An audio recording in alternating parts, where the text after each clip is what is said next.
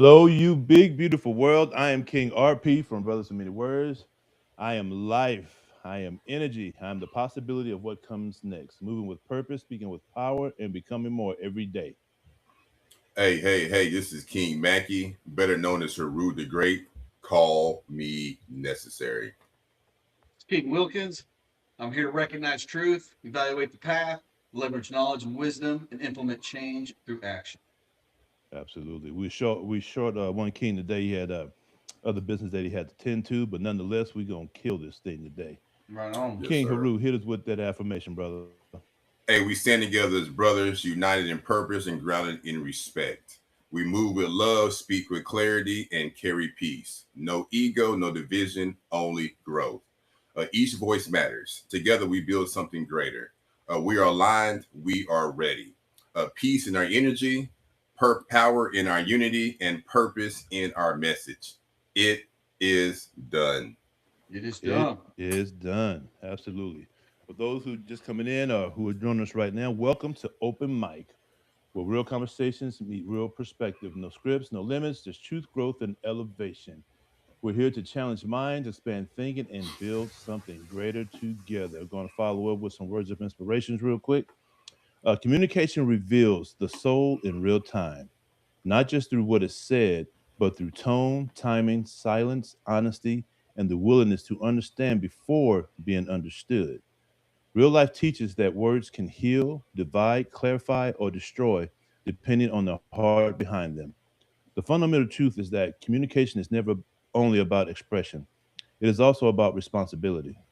When you speak with self awareness, truth, and grace, you do more than share thoughts. You shape trust, relationships, and the atmosphere others must live in. I love that quote as well. Yes. Good, man.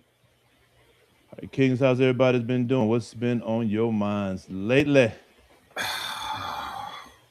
I'm glad somebody speak up because first, anybody got anything? If not, it's going to make a Well, negative turn. so, well, Well, I really, came across this post, and it posted the 10 richest people in the world. hmm The 10 richest people in the world. Guess how much just those 10 people, how much wealth they have amassed? oh, I think I trillions. seen some. Yeah, it was trillions. It was Yeah, it's like trillions of dollars. $3 trillion between Yeah, 10 people. yeah, It's like yeah, basically Three. all the money in the world. It's a yeah. lot. That's That's a lot. yeah, yeah. The 1% own most of the whole country. The whole country. Should there be a cap? Should there be a cap on how much you can make? I know it's capitalist. We live in a capitalistic society, but should there be a cap on how much you make?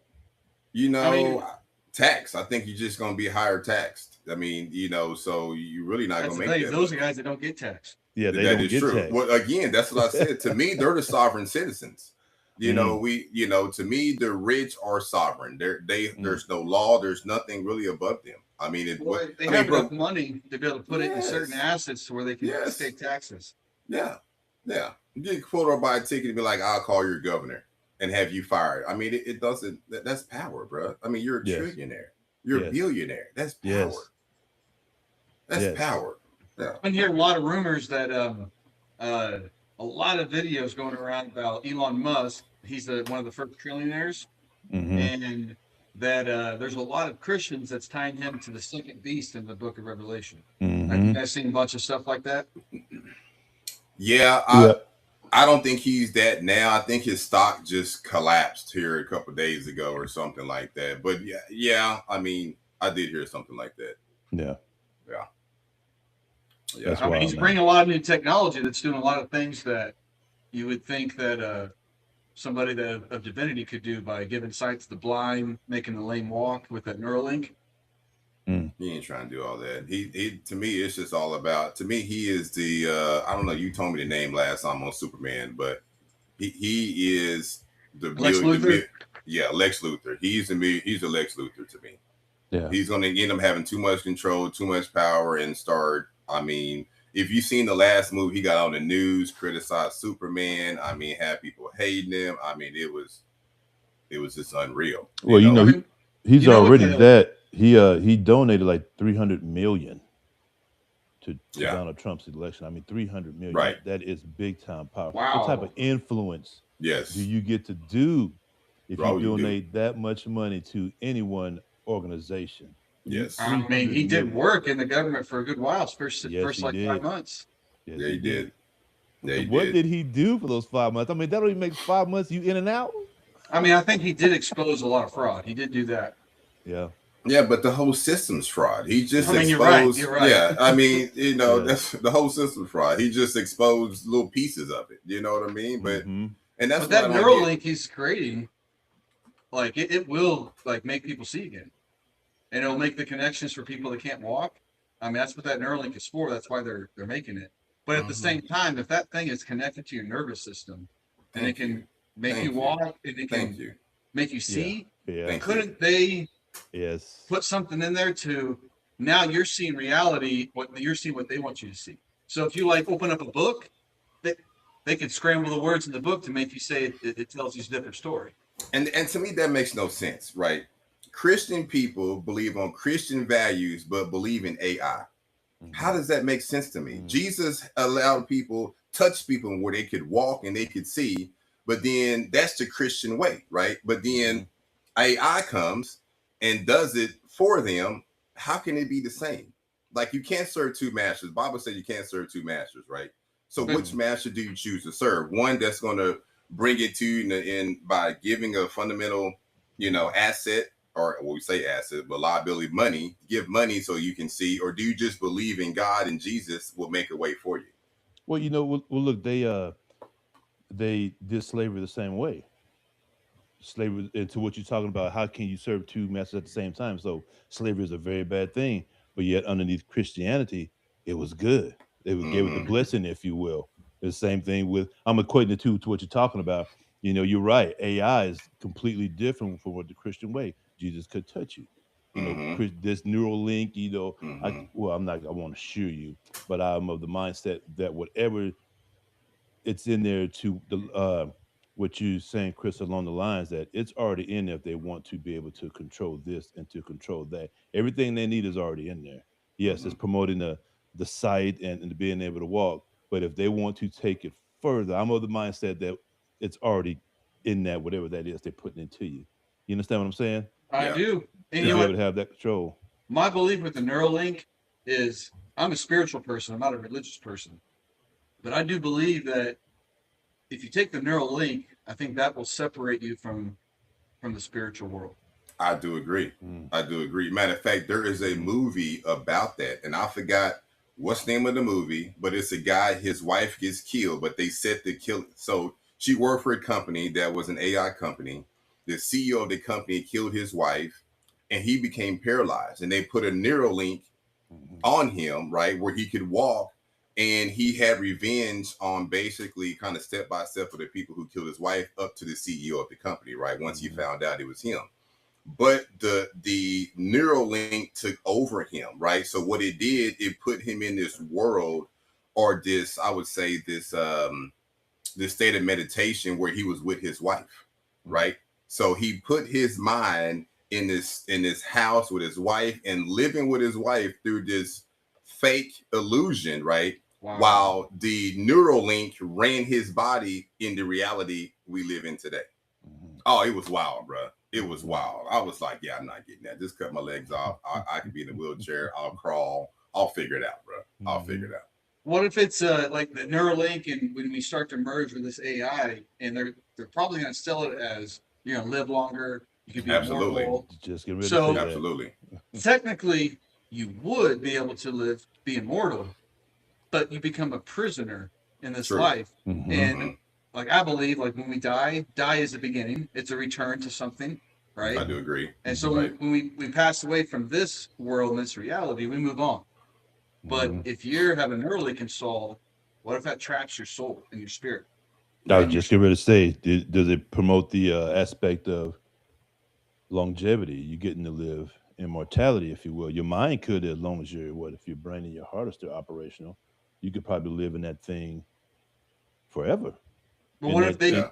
that Neuralink could take over your body, and then mm, since it's fused to your eyesight, it plays a story and keeps you That's right exactly what happened in that movie. in the mhm, box, and then while the Yes. Neuralink controls your physical body, That's and you it, don't know what's mhm. bruh. going on. That's exactly what happened in the movie. He, of course, his wife dies. He's in love, and he literally goes into a happy place. The neural link takes him to a happy place in his mind where he I haven't sits. watched this He movie, basically, man. bro, yeah, he basically sits in a room and it's like just pretending to be there with his wife, and the neural link again is just running his body, running his body. Stealing his life.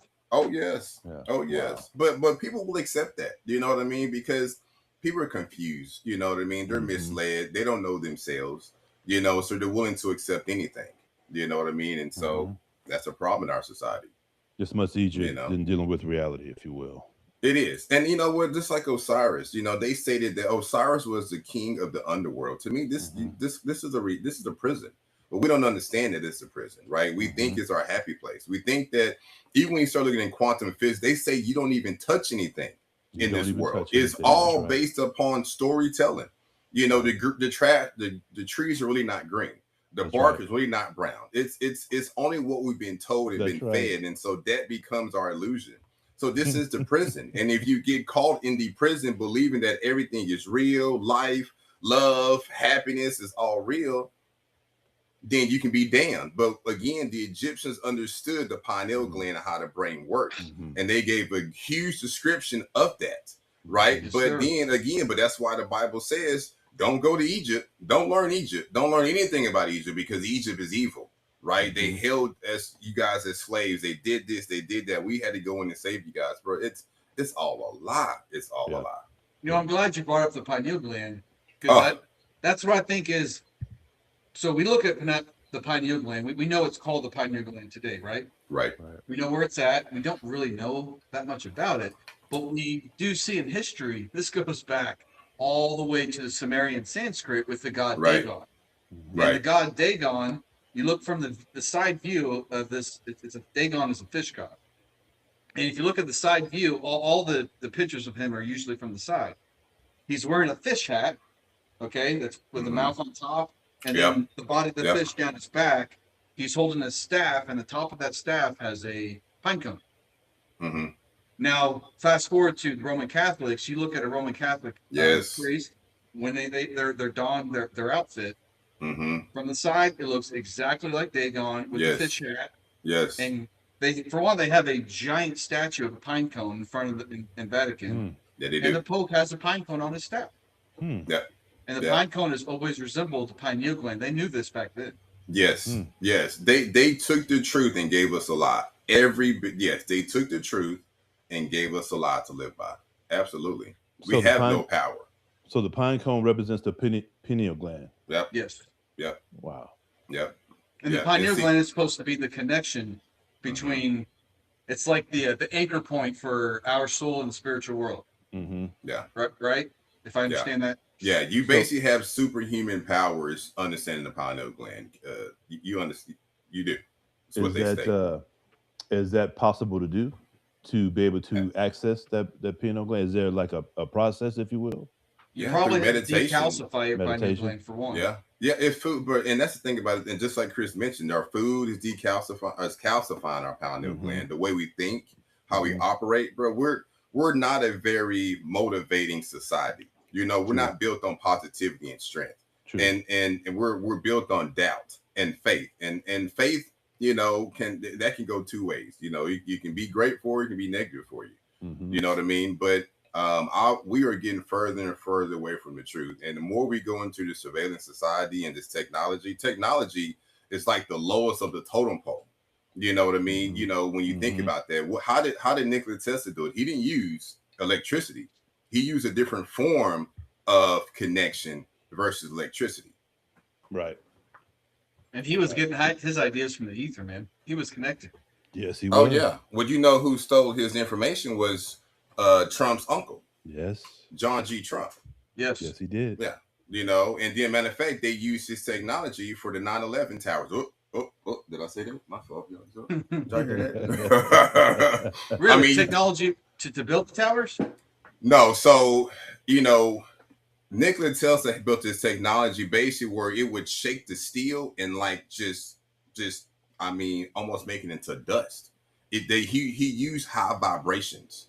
And I can't go into the whole scientific part of it, but what they state about the 9/11 towers is that they used Nikola Tesla's design to collapse the towers, right? Because of even how they failed. People, you have engineers that explain all that. Really, how it failed, how it did this, how it did that. There was no plane that could do this. I mean, it was just all. But they supposedly used Nikola Tesla's design or one of his designs to shake the steel to a point where it's like this dissipates. I mean, it just disappears because the vibration's so high.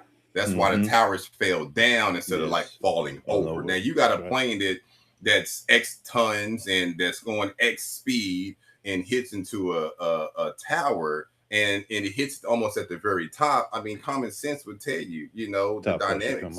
But that same tower is built to withstand multiple planes. Well, it wasn't built to sustain planes. It was built to sustain storms like tornadoes but you couldn't. I mean, planes. It wouldn't. I don't think that was something that was thought about. But I haven't read about that, Chris. You might be right. No, they have. They put it in the blueprints. I mean, because they expected with those towers being so high, there's planes in the area, so they did build them to where they could withstand a plane hit. Yeah, I haven't heard that. I haven't heard that one at all. You know what I mean? But I mean, again, these are not small planes. I mean, you're not talking about a two-person plane. We're talking about 30, 40, 50 passenger airplanes, 747. I mean, these are massive and X amount of speed and two hitting back to back. You might be able to sustain one, but two, going. So I mean, bro, it's to me, it's just all lies. It's just all propaganda. But if we all put our heads together on this and start questioning people, ain't no telling what we'll find out. Ain't no telling, Ain't no telling.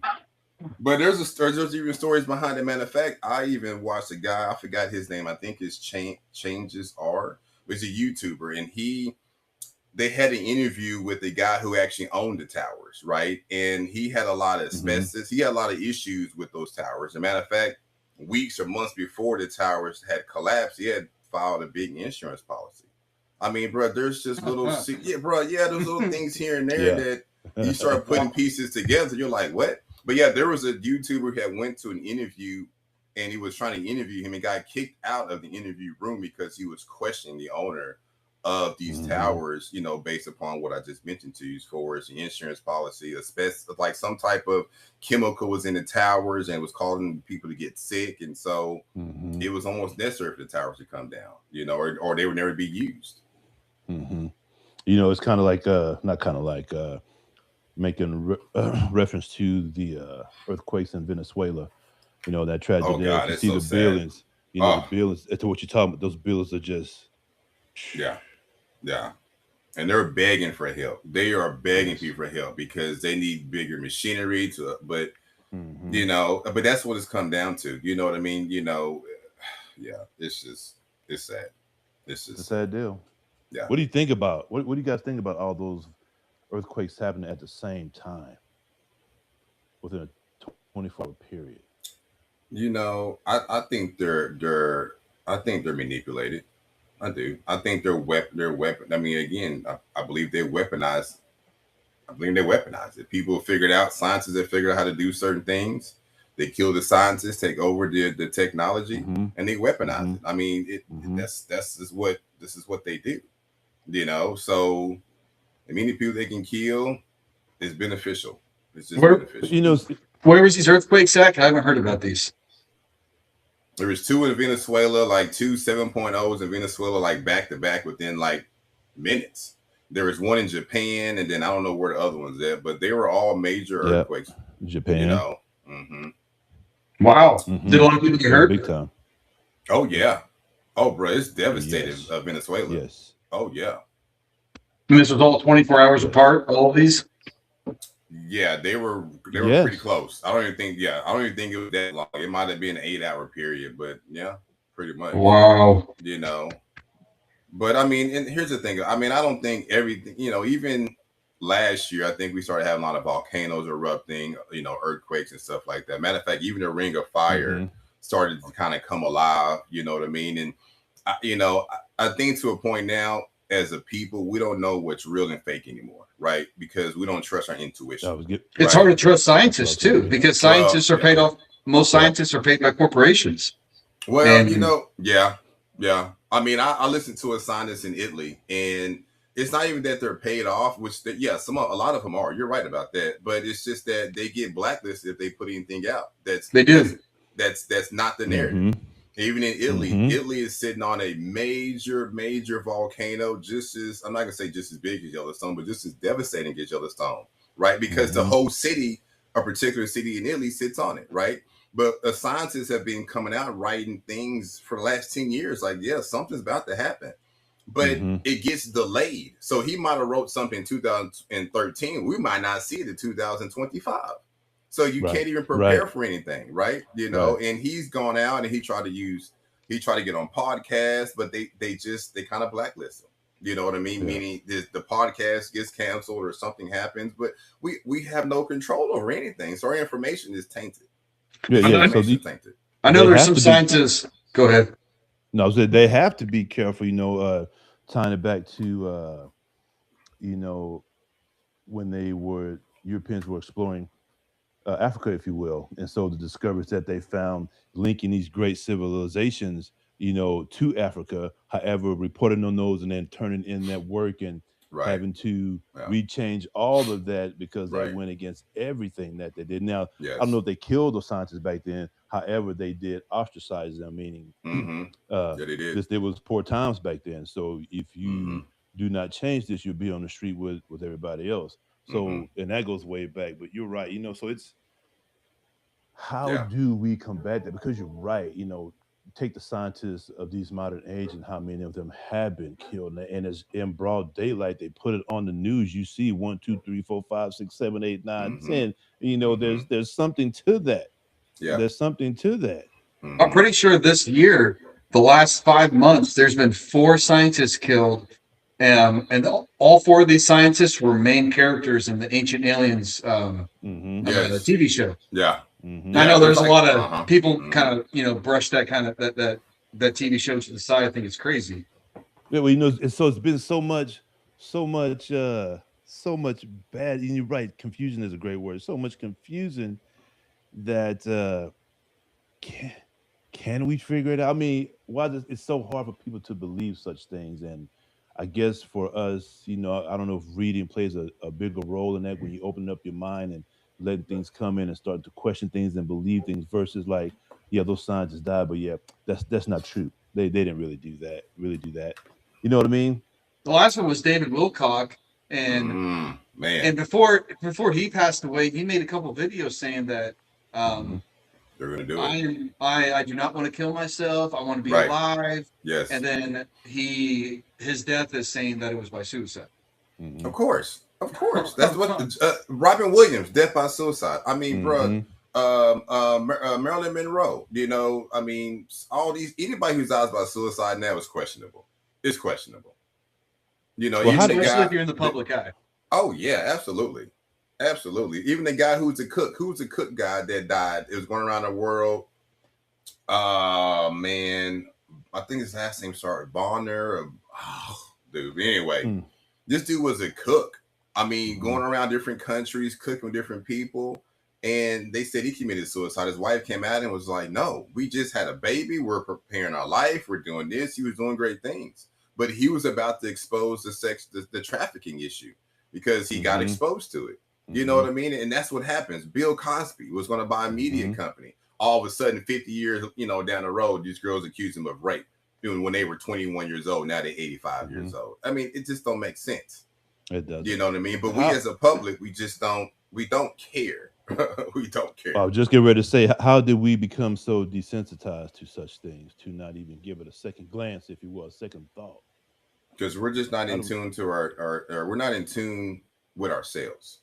Like to me, the truth, right? But it Mhm. doesn't take reading a book. To me, it takes meditation, getting grounding from within, right? Because within, to me, always looks to correct you. When you read books about people who have had near-death experiences, or they were always told prior to that, right, to what was going to Mhm. happen, because the soul looks to correct and to show and to give advice and guidance, right? Mhm. But we deny it every day, right? We deny it every single day. And Mhm. so, but because we're not in tune with ourselves. And then to me, that's why we have struggles. That's why we go through different things in our life, because we're just not in tune. We get out of tune and we get distracted by the world, and we're distracted by the world, by the flesh. You're lost. Mhm. And that's why all commercials and all advertisement, everything has to do with your physical body. Yes, all Just to temptations. say, there's a lot of temptation out there. it man. is. And It is. visually, it is tough. Mm-hmm. It is tough. I got an example. Me and Nick did a security gig, a couple weeks ago together, and we had pretty much girls all over us. I mean, we cowboyed up, hats, boots, bruh. I mean, and these one ugly people. You know what I Mhm. mean? But it's, bruh, who cares, right? hmm It's a distraction. Hey, look, to me, I'm like, look, I'm talking to him and looking around, like, okay, what you guys planning? Is there a bomb somewhere? Are you trying to shake me or something? Right. Because I don't trust that, right? Right. You know what I mean? But for some, bro, they will fall for it, melt for it, be in the hotel room doing their thing. It's just not worth it, bro. It's not. Again, Mhm. I value myself, right? Yeah. You know what I mean? This DICK ain't free. It ain't free. You're gonna have to Right. pay for it. You know what Right. I'm saying? But some dudes, I'm just gonna do it. It's a woman. Da da da. They, bro. Right. You gotta have value. You gotta know your worth. You have to know your worth. And when you know your worth and know yourself, you don't just give yourself to anything and anyone. hmm I You're agree right. You with stand you. on it. I agree with you. It starts with yourself before you can It does. do anything. It starts with you. Do you know your self will? Do you know your Mm-hmm. self integrity? Mm-hmm. Do you know what you are capable of and what you're not capable of? Because again, as you just mentioned, temptation is very powerful, very It's powerful. only And yeah, but it's not. It is, but well, it's well, not. I mean, like if you're not, once you know yourself and Right. you know what you are, Mhm. Right. yeah, no, it's not. Right. But Right. if you're not, it's like you contemplate those things, and then Mhm. True. and then you into some stuff you shouldn't be into. True. Yeah. You're right, man. Yeah. Yeah. I want to go So, back to the natural disasters that's happening everywhere. Have you guys saw where there are some scientists that's talking about the core of the Earth is starting to reverse its spin, like it's slowing down? Mm, I haven't seen yeah, that. I've heard that. You know what I mean? I have. I mean, Even this, yeah. that would cause a pole shift. That would cause lots of natural disasters. Or it'd be catastrophic.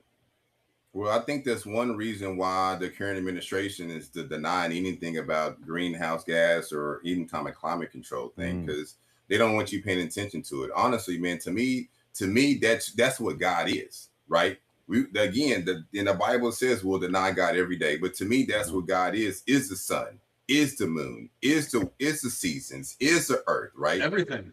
Everything, right? But when man comes out here and tells you, "Oh, we don't worry about it, man. God ain't doing nothing." To me, he's just saying, "Oh yeah, God just eating up the sun. He just eating up." Man, to me, like I told you, the fact is hot this week. Get out in the sun. Get your That's right. vitamin D. Build your testosterone up naturally, right? Do the Yeah. natural things. We wonder why our ancestors were so much stronger than we were, and mentally and physically stronger, because they were out. They didn't complain about the sun. They Mhm. were thankful to see the sun, because right. they knew survival every day. They could be dead every day, every night, right? That's right. Again, through our comfort. Oh, yeah, we're in the house, man. I got the AC on 62. Right. I'm chilling. Man, get outside.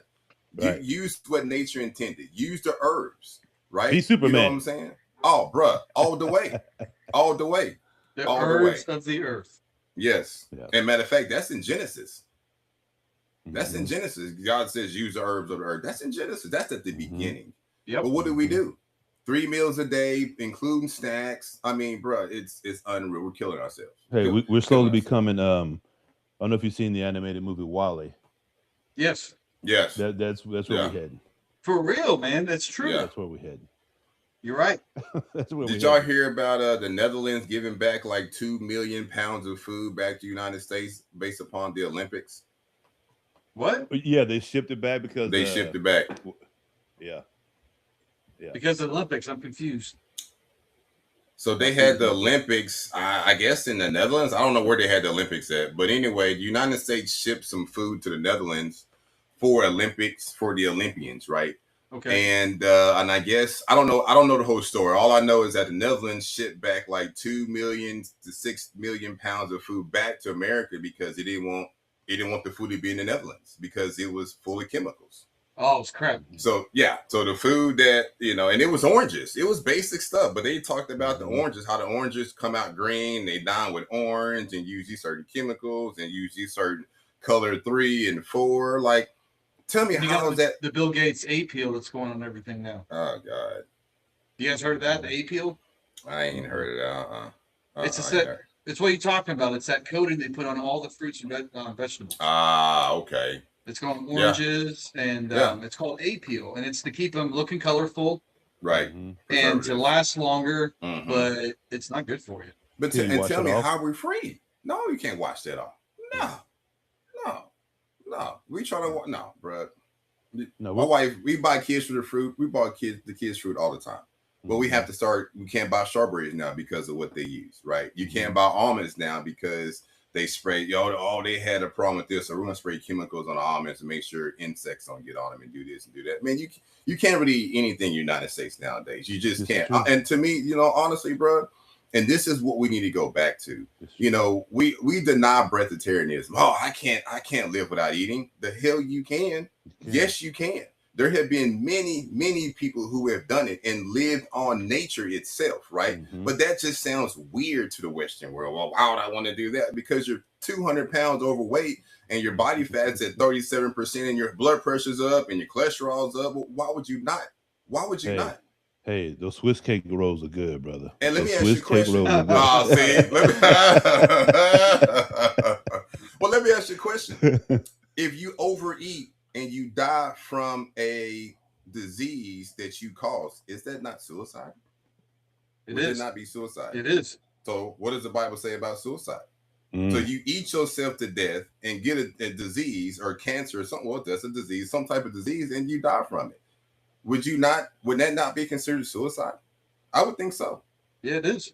Well, what if you don't know that what you're eating is bad? But I'm sure somebody I'm just like the Bible says, you're going to be told the truth at one point in time. It's only for you to accept that, right? So if you deny that, that's on you. You know what I mean? But then what if you go to heaven or you go to this place and God's like, oh, you like, yeah, I'm going to heaven. God's like, yeah, no, you're not. No, you're not.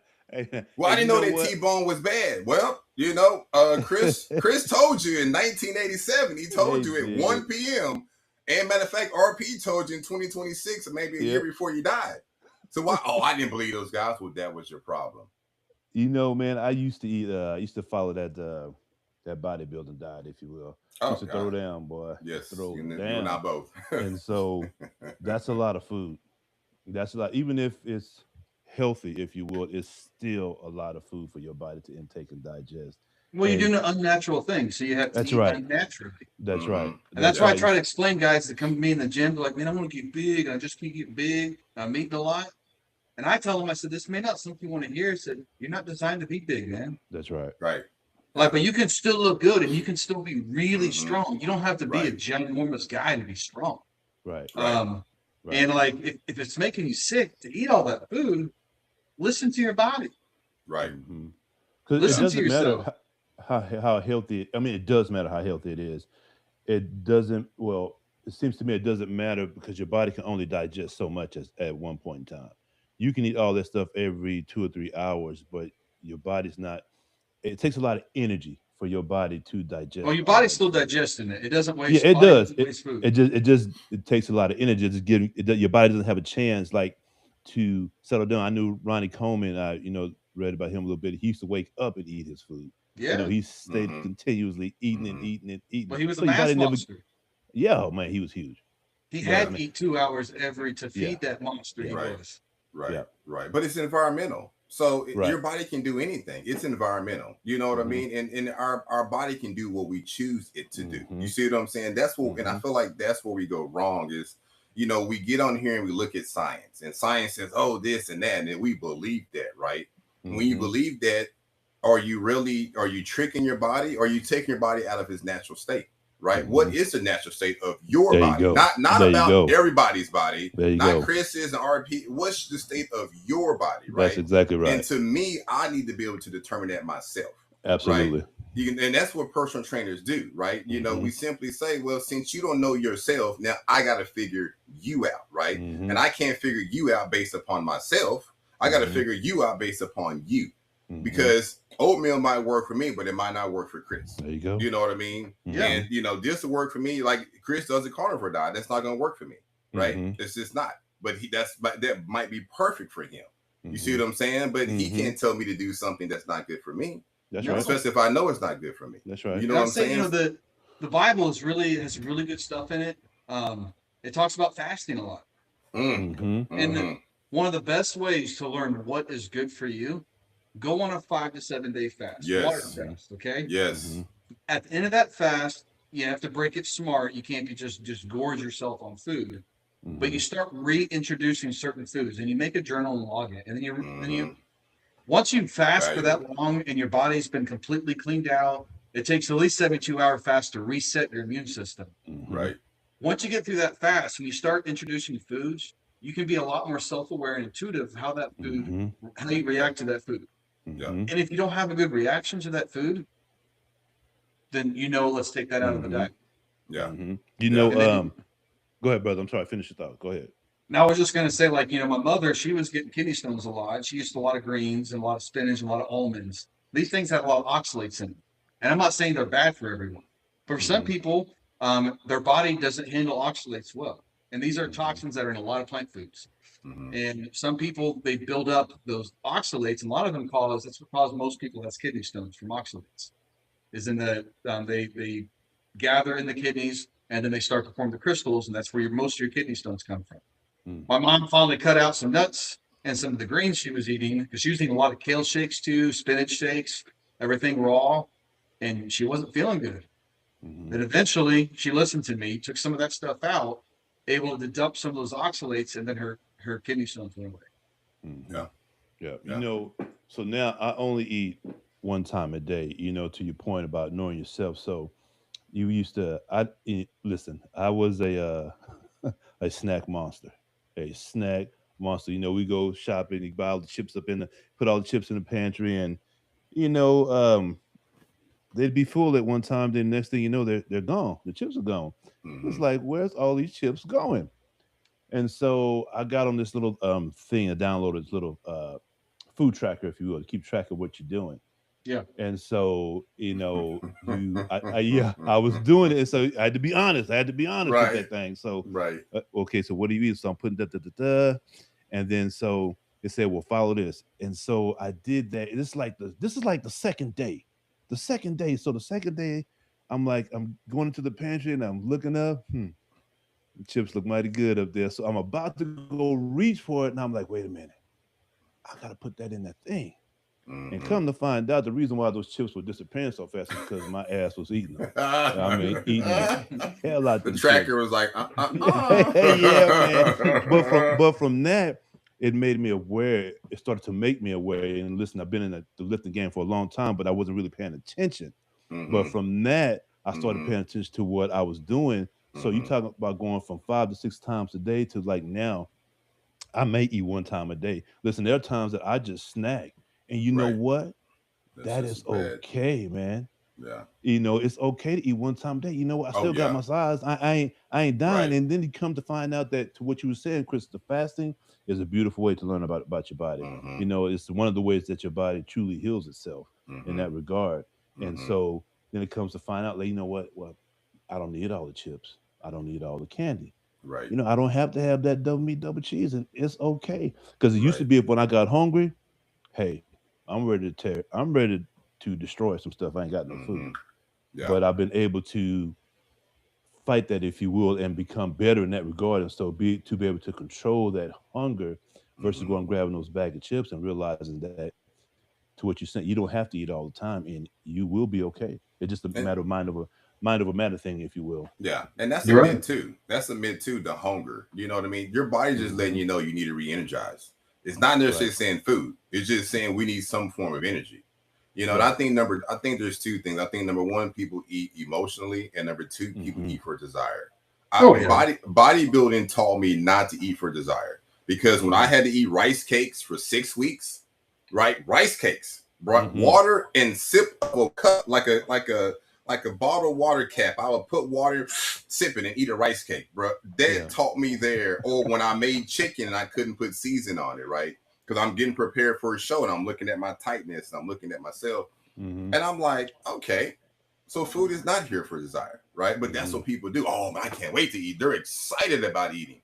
because of the taste and because of desire. Mhm. And to me, that's just like drinking alcohol. It's just an escape. It's a way to escape, Mhm. right? But the way to escape is through meditation and fasting. Those to me, those are the best ways to escape this reality in any shape, form, or fashion. It's going to build you up from the interior all the way to the exterior.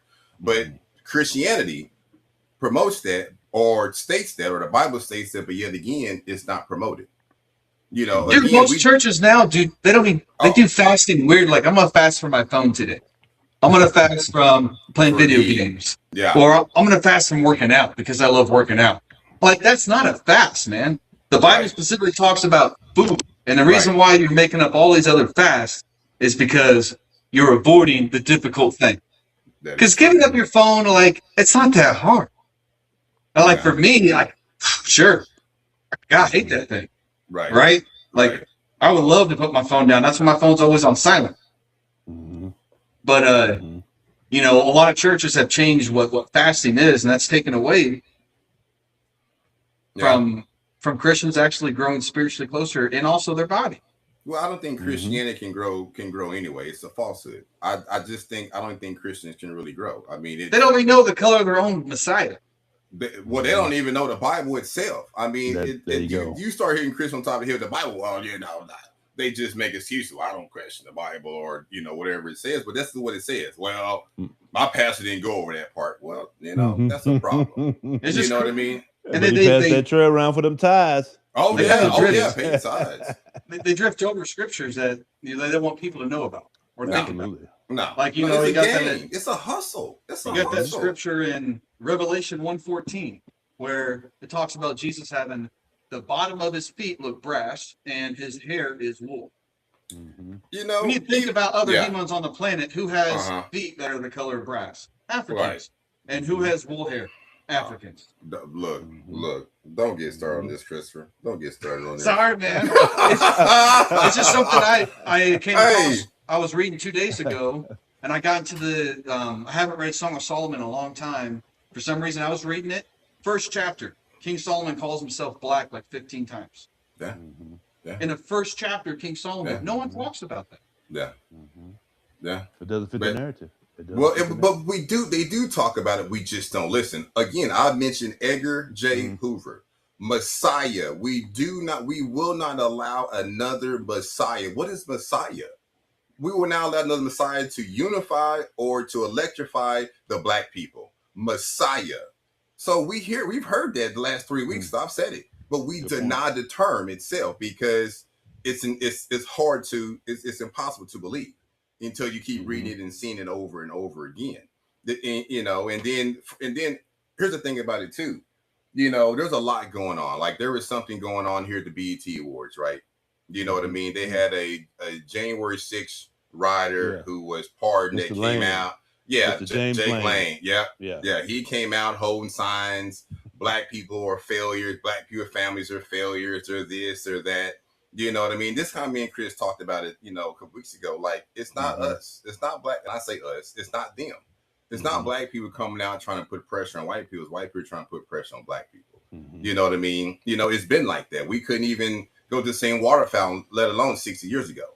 Right? Yes. They bombed a church in Alabama and killed 6 black girls. You know what I mean? I mean, the electric chair was used on a 14-year-old boy. The first first person who's electrocuted based upon a trial setting or in prison was a 14-year-old boy, black boy. Like, Wow. this is unreal. Yeah, this is unreal, bro. You I'm know gonna what I post mean? that story.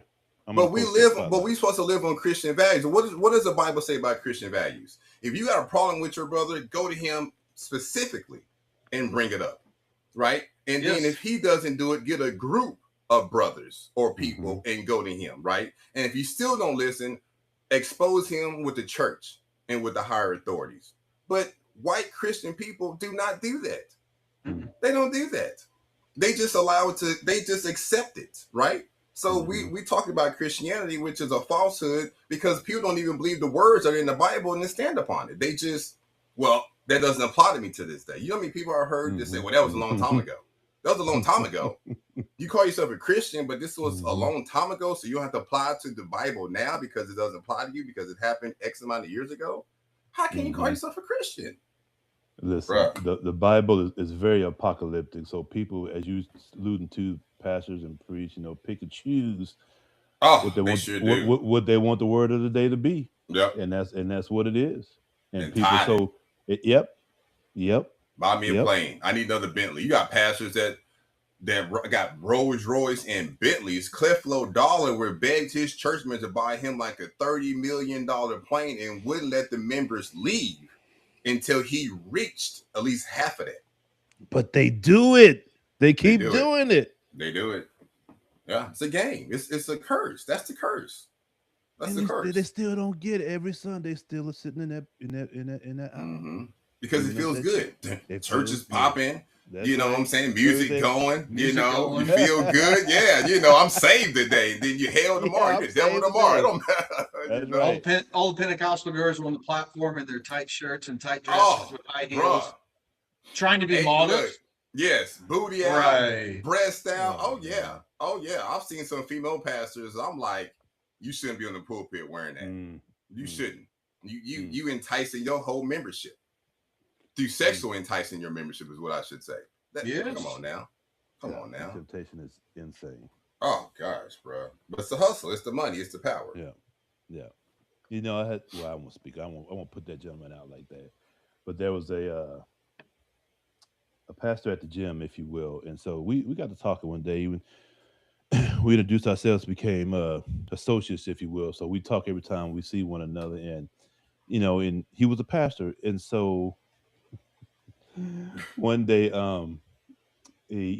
pastors sometimes they how to say it, not consultation, or whatever that may be, talk with people and whatnot. And so we got in the gym when he talking, and he was like, I'm married and I got a kid and da da da da da, and I also have a girl on the side, and so I'm like, in my mind I'm like, what?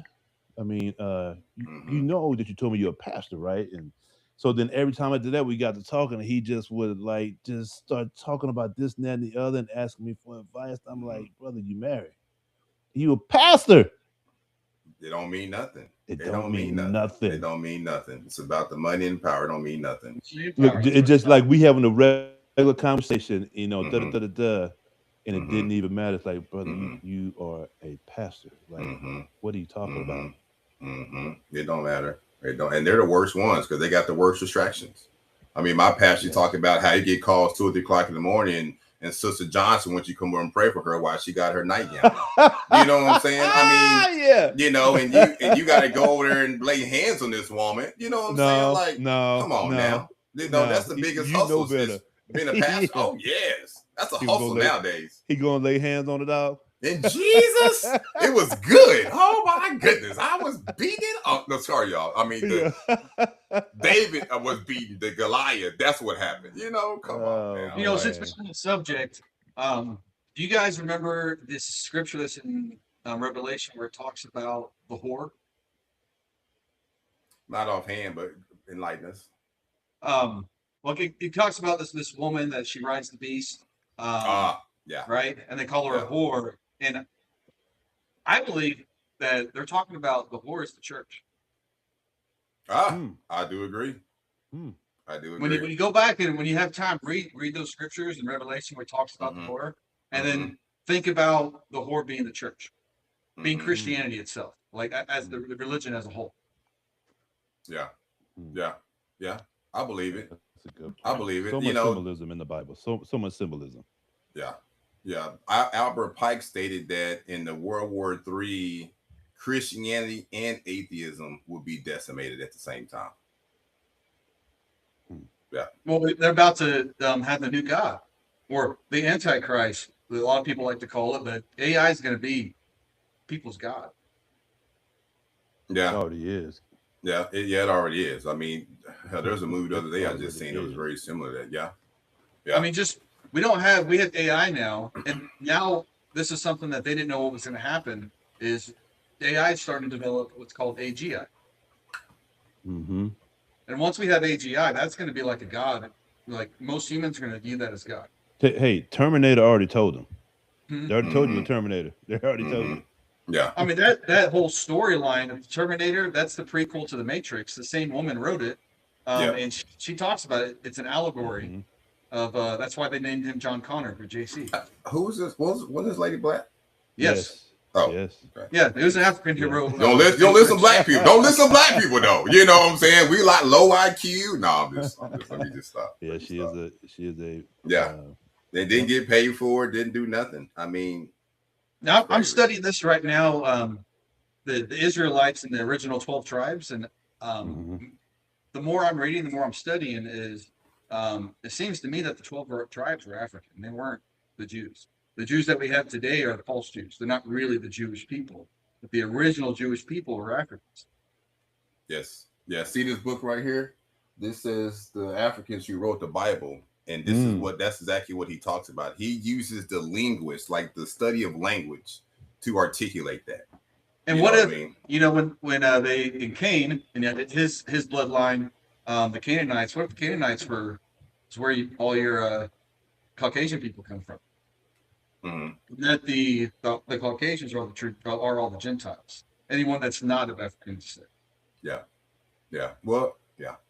And then Jesus came to unify us, to say, hey, stop this separation that's being caused. Like it's time to do away with that.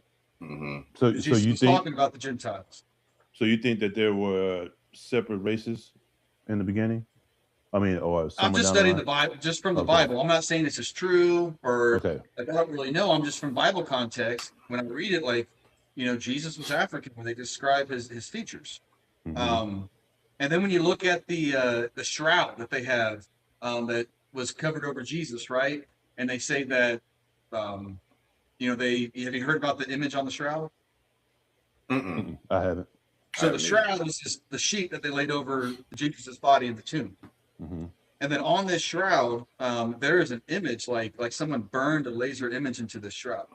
But the scientists have looked at it and they have said that the only way for this shroud, because they have dated it, it is old. I mean, it comes from that time frame. But there had been like a nuclear reaction, like almost like an atomic bomb happened to imprint the image, but it happened so fast that it didn't burn it. Like it didn't incinerate the sheet, right? But it happened so fast it was able to imprint an image of the face, that when that light sparked in the body of Jesus, of Yeshua, and he rose again, that the light imprinted an image on the sheet. When you look at that image, it don't look like a white guy. Yeah, but I don't even think Jesus. I don't feel like Jesus dying is metaphoric. I believe, right? I don't think it's a physical thing. It's a spiritual thing. Yeah. So the reason why, it's just like me, man. I had this thing in college where I was this hood dude for a while. I didn't grow up.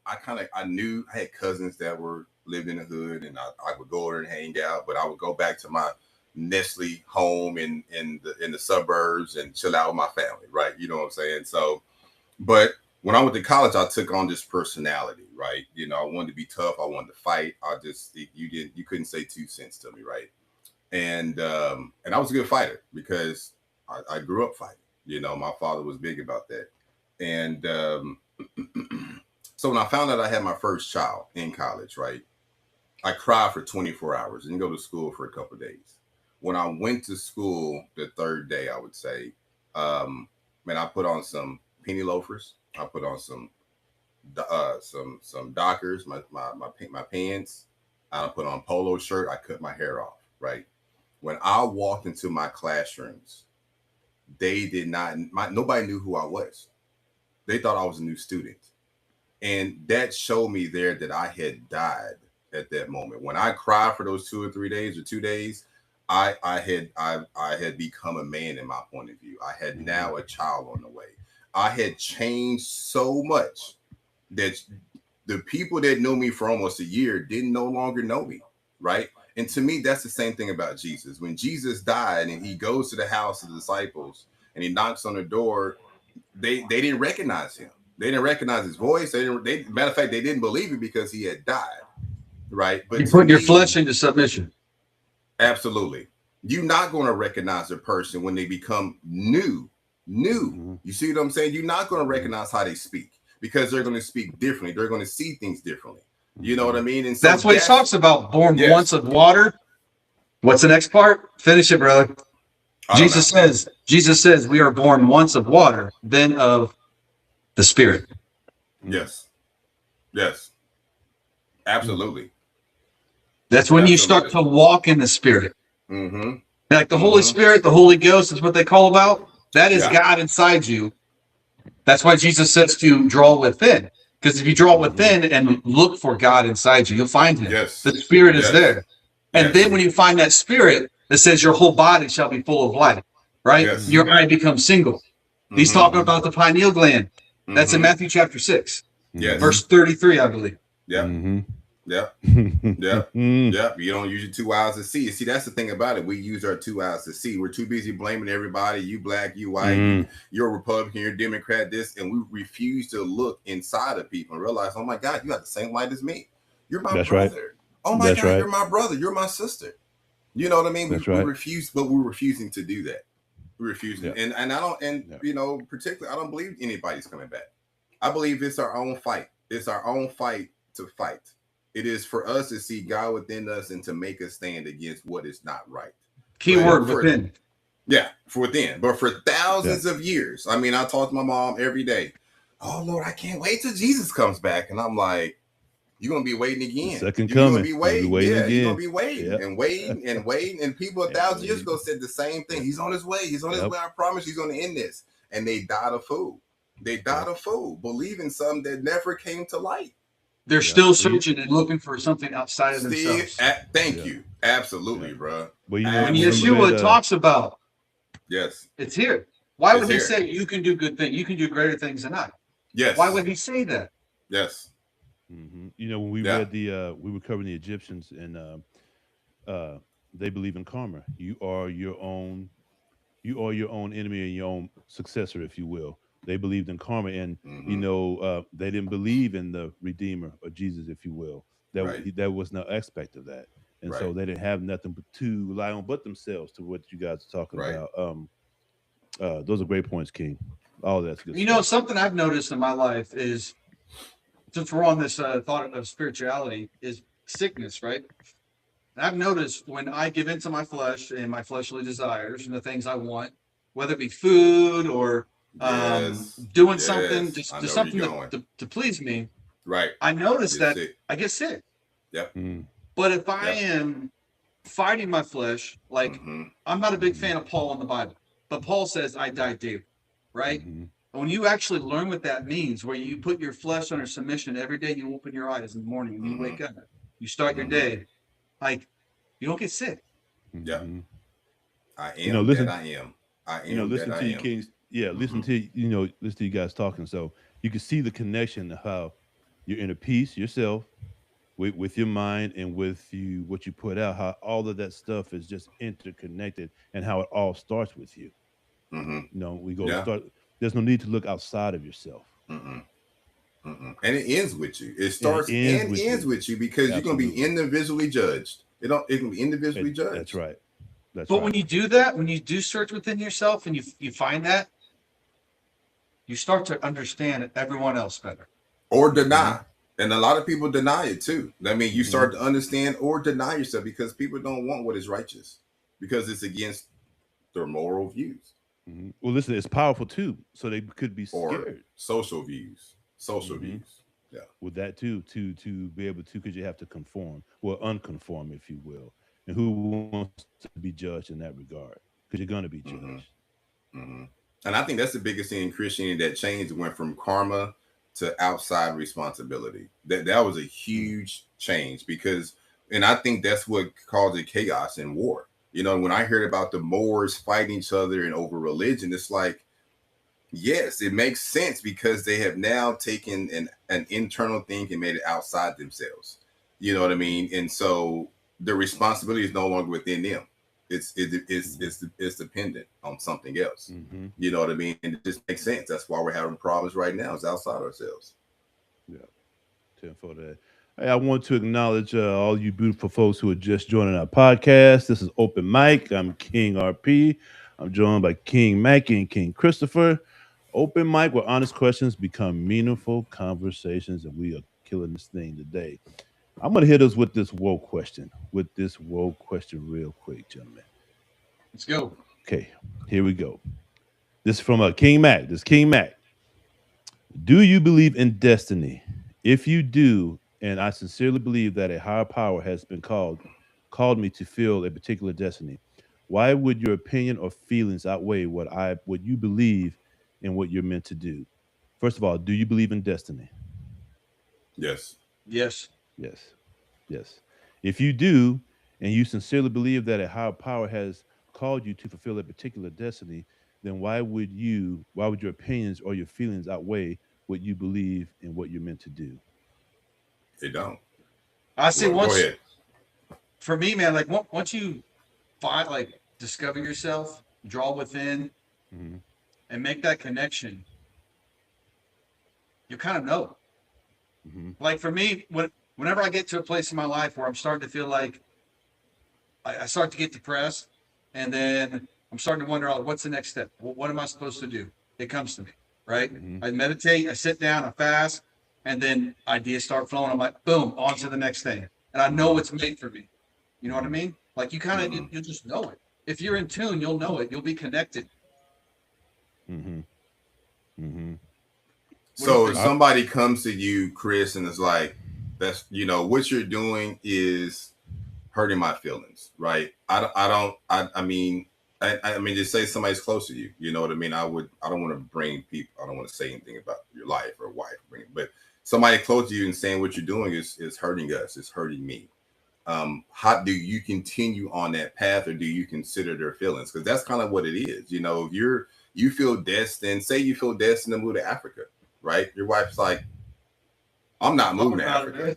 I'm not moving to Africa, and then she tells her family, and then she brings up your family. Now you have an intervention. You're like, what moving to Africa? What are you talking about? You know what I mean? But you feel this tug to take you there. How do you do that? Do you just deny your family and wife's feelings and emotions and say, regardless of what you think, I feel destined to do this? Or do you consider their thoughts? Well, for one, I view every human on the planet as my family. Yes, I have direct family. Right. Okay. Right. I still believe in family and helping your family and taking care of that. But I also believe that everyone on the planet's my brother and sister. Right. And honestly, like if I have that feeling, and I'm gonna go. I'm not gonna Right. worry about my family's feelings at all. Right. But with my wife, we'll have a talk about it. And Right. if that was true and I really had that urge, my wife would understand and she would follow. I do. Yeah. Yeah. I mean, I figured that was it, but I just wanted you to kind of understand the question too about the morals, what we stand on, or what you feel destined to do versus other people's feelings. But anytime you're supposed to do something, there's always going to be somebody be like, you're dumb, that's stupid, don't do that. Yes, absolutely. Buying my gym, my own family told me not to. They're like, dumb decision. It's a horrible business model. You're going to fail. And they said, if you have a kid with your wife, because that'd be our 5th kid. They'd be like, you're not going to be able to do it. You're not going to be able to purchase the gym. Mm-hmm. I said, I will in 5 years. Said in 5 years, I'll have a gym. And guess what? 5 years later, I have a gym. The opportunity presented itself to me. That's right. I said it was going to happen. And at the time when the opportunity came, I wasn't even looking for it. Mm-hmm. Right. I was in the middle of working my ass off 60, 70 hours a week as a trash man. The next thing you know, I still go to the gym every day after work. And then the owner, the opportunity presented itself. Right. Without me searching. There you go. So, like, I do believe in destiny. You stood on it. Yeah. And then when it came to purchasing it, I was in no position. There was 2 other guys that wanted to buy it, and they had 100% more money than me. That's how much money I had. I was broke. Mm-hmm. I didn't have any money, and really didn't. I actually had debt. Right. I was in the negative, and I still was able to get it. Right. Yeah. Yeah. Mm-hmm. Yeah. I'll go next. I believe in destiny as well. To me, destiny seems to be like your purpose, if you will, because once you find your purpose, that is your destiny. And why do your feelings and your opinions matter? Well, listen, you come equipped with those options to have in order to help you think and make decisions, and they are important. Yes, they you have your purpose and you know where you're going. However, there's still things that need to be decided and whatnot. And so those opinions, your opinions matters because it's from what you think of yourself and you build on those things. And your feelings are a great motivator for yourself, if you will. So all of those things are important in the direction that you're going. But I think they do matter. You come equipped with those. They're there for a reason, and they're there for you to use and help you guide you along your purpose or your destiny, if you will. Yeah. Yeah. Yes, sir. Yeah, I lived that, myself, and that's why I felt like that was a good question. Okay. When I moved to Missouri, I knew nobody out here. I bought land out here, and I remember Christmas, or yeah, Christmas of 2000. I don't know, 20, or I mean something like around there. And my mom said, "Hey, what are you doing after tonight?" I said, "I moved to Missouri." And my whole family, grandma, aunts, parents, brother, everybody's like, "What?" I'm like, "Yeah, I moved to Missouri after this." And like, what do you mean after this? Like, I'm leaving tonight to move to Missouri. What are you going to do? What you don't know? There was nothing because I felt the tug. You know what I mean? Mhm. It's even before that. I had owned a gym in Flower Mound, Texas. Loved this gym. I kind of talked about this before. And that was my baby, bro. It was paid for. It was my gym. It was in a very prominent area. Flower Mound is considered a rich area, or Okay. money area of Texas or Dallas, whatever. And I felt the tug to shut my gym down, shut it down. I'm like, what? I only had my gym for a year. It's paid off. Why would I shut it down? You know what I mean? And it took me 2 weeks to decide. And I moved all my stuff from Flower Mound back to Kaufman, and I shut it down. And I began to meditate. I began to read. I mean, I was a whole new person. My Mhm. homeboys couldn't believe I went from bodybuilder, weightlifter to shooting range, herbalist. Gandhi in their eyes. You know what I mean? And Mhm. they would come over and just be like, "Bro, what is going on? You got all these Mhm. books, you're reading, you're meditating. What? I don't get it. You've been this for 40 years. You know what I mean? All of a Mhm. sudden, or 35 years, all of a sudden you're just making this drastic change.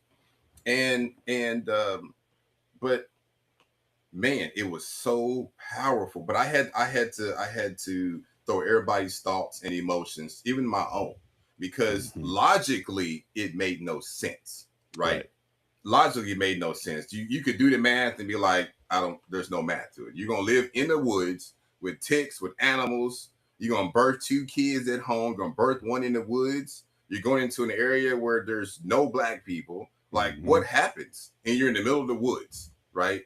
And Mhm. um, and I had to tell my mom at the same time, it's like, look, the Bible says that they threw who's it, David?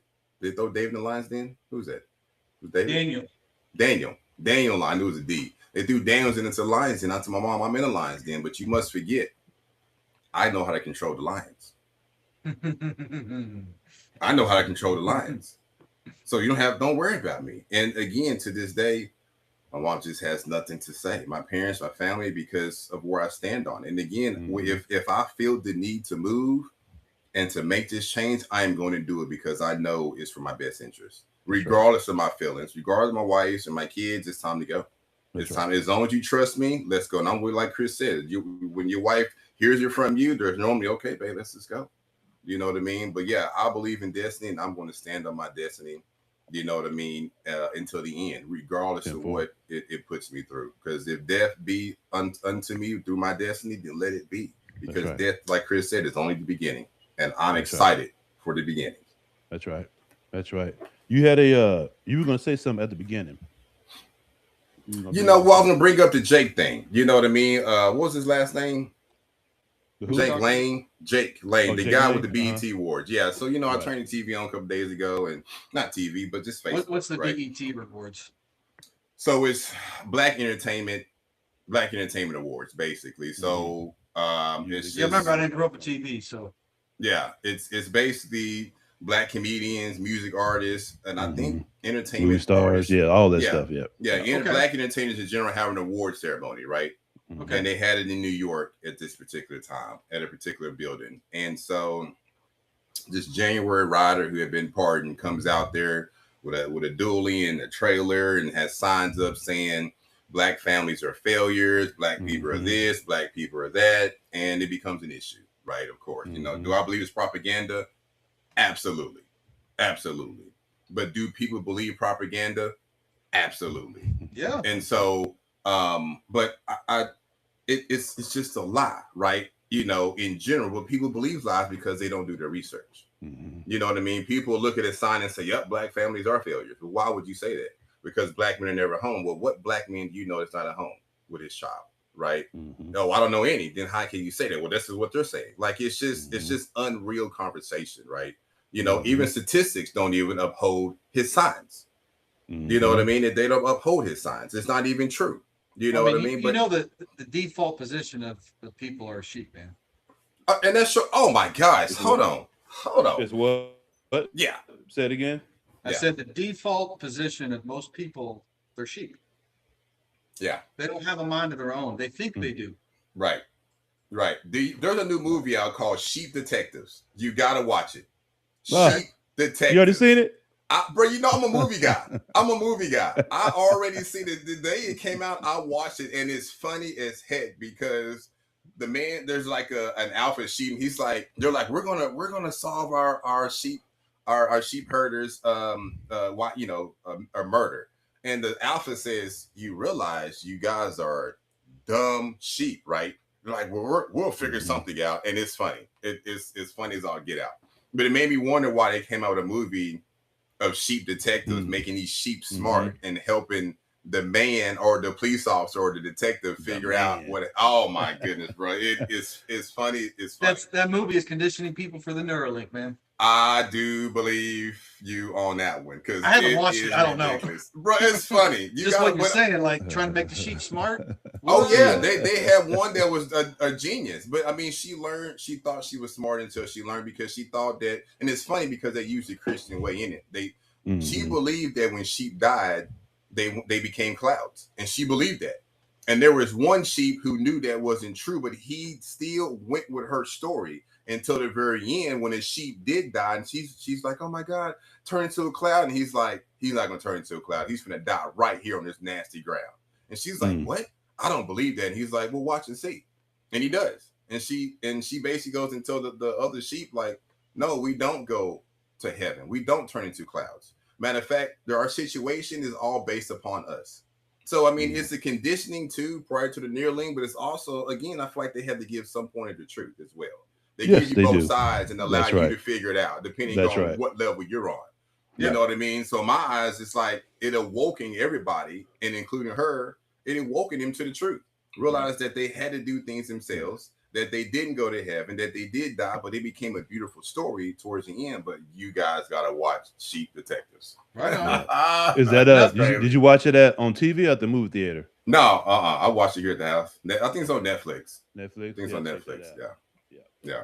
They give the movies. They give you a whole bunch of pew pew with a little bit with that truth mixed up in there. You just got to find it. But you have to understand the truth, or because if you don't, it's just entertainment too. You're laughing. You're being, you're drinking a beer, you're eating popcorn. You're missing the whole point of view. Dude, I can't even sit down and watch a movie like just be like you used to. Right. Just get ready to say that. You can't. Like every time I sit down and watch a movie, I'm like, I'm dialed in. I'm taking notes in my head. I'm like, oh, that means that. That means that. Yes. Like, yes. What? Yes. There's so I want to much clarify similarity. when I said sheep, that doesn't mean I'm saying that people are dumb. What I'm saying is most humans have the tendency to follow another one because of propaganda and you want to feel included. And so it's easy to fall into that. I believe every human is super intelligent. Absolutely. Right? Every single person on the planet. And it doesn't matter if you're have Down syndrome. I think they are super intelligent too. Oh, yes. They're on a whole different level. Oh, yes. Whole different level. But it's very easy for us humans to just follow the pack. Dehumanize people. Yes. Because we want to feel included. It's hard for us to be like stand alone. Right? Right. And then you got the guys like, I'm a lone wolf. I'm like, dude, you're not. No, you're not. You're not you're a lone worse. wolf, man. Hey, I'm a lone wolf. I'm a lone wolf. You ain't a lone wolf. Yeah, I'm a lone wolf. You got. That means you would have had one kid. You were home with for no kids at all. How many women are in Wait. your house? Wait. He's like, hold on, that's a different subject right there now. Oh my goodness, Nick. Hey, good morning, King, and thank you about the room. Thank you. I went to the chat. I seen it beep. I know Nick. If he would have been here, he would have said something already. Yeah, no doubt. Oh my That's goodness. good. All right, Kings. All right, Kings. Let's see here. Let's.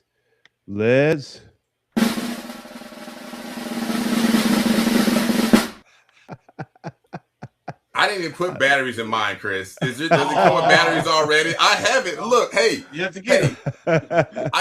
This is what holding up my laptop is those two boxes right there that you're holding. That's crazy. That's awesome. All right, Kings. You ready for these rapid fire questions? Rapid fire questions. Let's go. You got your buttons? I got my. I need my button, King. I'm you gonna got send it yours? to you. Yes, I'm gonna have to send it to you tonight. Do today. the sound. Do the sound. Or it just makes It's can just you like, hear- we got on headphones. We can't hear it. yeah, I can't hear it. I see it light up, but I don't hear anything. Big Turn fingers it and broken off. That's already. wild. Big fingers Look, Chris and ain't broken hitting it already. hard enough. Look, Chris ain't hitting it hard enough. It ain't working. That's Yeah, I not see good. it light up. Yeah, it's lighting up, but I don't hear the sound. All right, next Wednesday I'll be ready. I'll send That's her- crazy I'll that you send don't her hear to that. you. You hear my I got it. voice, Yeah, I hear you. but you don't hear the sound. Mm-mm. Wow. All right, Kings. Here we go. Rapid fire questions. One at a time. Let's do it. Here we go. We'll start with you, King Chris. What is your favorite alcoholic beverage? I don't have one anymore. Hmm? I don't It drink. don't matter what you used to drink. What do you used to drink? Oh, scotch. Scotch. What you got, King? And Cognac. scotch. Cognac. Cognac. Hennessy? Mine was Yeah. yeah, Not that was Hennessy. I don't like Hennessy. I like Grand Mariner. I think it's called Grand Mariner. It's in the cognac Grand family. Marnier. It's Gotcha. just a lot. It's a little sweet. I'm like you, Chris. I like sweet stuff. You know what I mean? It's got to have a little sweet tang to it, or I can't do it. Well, you I definitely do like old fashioned. I do like. Yeah, old you said you say Scotch, Scotch, Scotch. Yeah, that's Yeah. not. Yeah, Yeah. that's not. That's kind of dry, isn't it? Yeah. It is. But Yeah, that's what when I drink. That's what I used to drink. That's what's up. yeah, and this one that goes by tequila. Oh But we yeah, called I it- had my we nights called with it Miss tequila. Oh yeah, man, that was Oh, some yeah. good stuff right there. But you know what? Let me tell you this though. Let me tell y'all this, man. Cheap alcohol f's you up. Yeah. Oh my god! If you get expensive alcohol, I mean you spend $100 on a bottle, it don't Mhm. do that to you. But cheap alcohol will have your stomach turning and Well, doing backflips for Mhm. sure. You don't drink the expensive stuff like you drink the cheap stuff. That is either. true. That's true. Yeah, That's I'll true. bought like That's $100 true. bottle of tequila. I mean, I didn't feel it. It was so smooth. It was tasty. But when you go to that, a Don Julio or any of this other Yeah. stuff. Oh, Yes. Hey, we used to eat the worm. You ever eaten the worm before? I have never eaten a worm. Yeah. We used to go to Mexico and eat that worm. Shot that stuff. The Talking whole about the bottle. absinthe. Huh? Talking about the absinthe with the worm in it. Yes. Yeah. I have Yum, yum, absinthe before, but it Yeah. wasn't real absinthe. It was a freaking fake. Yeah. Yeah. All right. Question number 2. What is your favorite position in bed? Sleeping position. What is your? Let me- Oh, I was gonna say. Let me- Oh, You my should just- favorite. You My know, I just favorite. realized that when I read the question. Wait a minute. Sleeping. Let me go with sleep. Okay. My favorite sleeping position in bed is I like to be the little spoon. Mm. I like my wife. Yeah, it's me. That's my favorite. It's I guess I don't have one because it depends on what my wife is doing. Honestly, if she's turned on her side, face the wall, I got it. If I don't lay next to my wife, I'm in trouble. So I don't have a favorite position. It's whatever position she's in, Yeah. I come in and comfort That's that. what it is. Yeah, period. I can't sleep unless I'm touching my wife. Yeah, I agree. Like I said, Mm. she won't let me sleep unless I'm touching her. So, Mm, I won't let her sleep Very unless cool. I touch her. Yeah. That's what's up. Mine, I sleep on my side. It's What side? more on my right. You know, the sleeping on that stomach. I don't know how people do that, but I can't cannot do sleep it. on my stomach. Uh-uh. Or if I sleep on my back, it definitely makes me snore as much. But even sleeping on the side is uncomfortable because when your shoulders are kind of, you got some size to your shoulder and you got that gap, if you will. So I have to stack pillows up there to make that See, I even like when I thing. get on my side, I like get halfway on my side and then like halfway on my back, and I get my shoulder out to where there's no Yeah. pressure on. Mm-hmm. Yeah. I know it looks Yeah. awkward, but I kind of put my hand out and I lay it on top of my wife. Mm-hmm. You know, then I have my other arm I'm holding her. Mm-hmm. Yeah. Yeah. When I wake up, I'm normally like this. Because I got my daughter on my left side or my son and my wife on the right side. And I There you think that's go. why my shoulders have gotten bigger. It's just Yeah. because they're stretched out. Holding you know? everybody, holding the world, Yeah. King. Yeah. Question number 3. What's the first thing you notice about someone when you meet them? What's the first thing you notice about someone when you meet them? Huh. Well, Their eyes. Their eyes. I always look at a person's eyes when I see them. I want to look at their soul. Mm-hmm. Uh, What you got, go King? I'm trying to think. Like I can't say it's the eyes. I guess it's just their aura. You know what I mean? Like the energy I feel as they approach me. You know, I get the eyes, Yes. but for a while there, you know, I had to stop looking people in the eyes because I can see lies. And when you lie to me, That's why I look in their eyes. Yeah. Yeah. I was I going just- to. yeah. Go ahead, King. I'm sorry. No, that I'm was along the same lines you use. Energy for Mhm. me. That's what your energy is. What are you giving off? What are you giving off? Mhm. Do we need to How you maintain walk. this conversation? Huh? Mhm. How you walk, how you pick up your feet. Yep. Mhm. That they tell you. You watch people, and not to say you got an eyeball in the devil, but they'll tell you everything. With their eyes, Everything. with their walk, with their body Everything. language, Oh, their gosh. tone, everything you need to know. You can find that out pretty quick. Bro, I can't stand liars. I mean, when you just lie Yeah. for no reason. I mean, and even there is a reason, there's really not a reason. But my wife just said, Mackie looks at your feet. Yes, I do look at feet. You know, I you know what? In my birth chart, Venus is a very prominent planet in my birth. So I feel like I have a good feminine side of myself, right? So they state that when a woman looks at you as a man, they look at your shoes, they look at you what you're wearing. You know what I mean? Like they start from the bottom, right? And I do too. I'm a feet guy. I'm a person. Matter of fact, I was just telling Nick this other day. If you're a woman and you got sandals and your feet crushed and you don't do your feet, then I believe that yoni is just as funky looking as your feet is. Because if you're wearing, bruh, yes. If you're wearing sandals and you want people to see your feet, but you're covering up your yoni, but your feet look crappy for people to see, then you don't take care of yourself, right? Top to bottom. I'm done. Top to bottom. Yeah, I'm done. Top to I mean, a bottom. lot of those crusty feet and nasty looking feet is because they are insulin resistant. Yeah. A lot of it's Yes. from that. Mm-hmm. That being unhealthy, and your body just builds up weird stuff like that. Extra skin, and a lot of that's because from being pre-diabetic or diabetic. Yeah. And there's actually a lot of people right now that are nasty. they don't even know. Yeah, I was just gonna say You you just cutting nasty. them a little snackle. Sometimes they just stink Yeah, out. you don't. Man, my baby's got a healer thing where you scrub the dead skin off your feet and toenail clippers and the whole pedicure set. Hey, it's necessary, right? It is. It's necessary. But Dude, I got a story about that foot scrubber thing. Well, hold on. Let me get to these clips. Hold on. We talk about that when we done here. Hold on. Okay, question number 4. Have you ever cried during a movie? Yes. Oh, yes. Yeah. First Which movie one? was What movie, Chris? I cried in a lot of movies. I'm trying to remember the first one. I think it was Armageddon. That movie Armageddon with Bruce Willis. Yeah. I think that's the first movie I cried on, man. Yeah. When Bruce got up in that at the very end of the movie, when he got in that little vehicle on the asteroid and he started talking to his daughter, dude, I couldn't hold it. Yeah, that's a good one. That's a good one. I was just telling Baby about this movie last night, and we were talking about crying. I don't know why we're on this subject now. Robert's in my ear. Set It Off. Set It Off. Set It Off. Yeah, there's a scene in there Yeah, there's a scene in there, man. There's like several scenes that had me crying, and Mhm. Armageddon is one of mine too, Chris. But I Mhm. believe I seen Set It Off before I seen Armageddon. But I did cry Mhm. on Armageddon as well.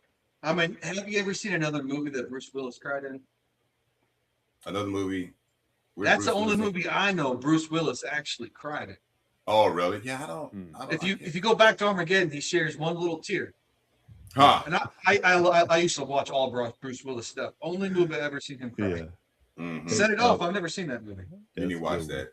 Yeah. What about you, RP? Mine is from what I can recall is Lion Oh, it King. has Queen Latifah in it. Yeah, Lion King. Yeah. Yeah, that's another one. That's Yeah. another one. Hey, Those all when three. Scar killed Mufasa's dad. Mm-hmm. Oh, dude, Lion King's my favorite Disney cartoon. Yeah. Now. Hey man, I love that. Listen, when that thing came out, I was in California at the time, so and I maybe hadn't been too far back from Iraq.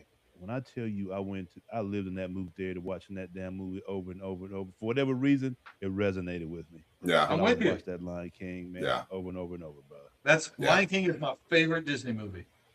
That was a powerful Yeah. movie. But I stuck when Scar killed his daddy. I was about to go through the screen and kick Scar's ass. You killed Mufasa's I daddy. feel you on that. I feel you on that. Okay, question number 5. Last Who's your one, favorite King. character in Lion King?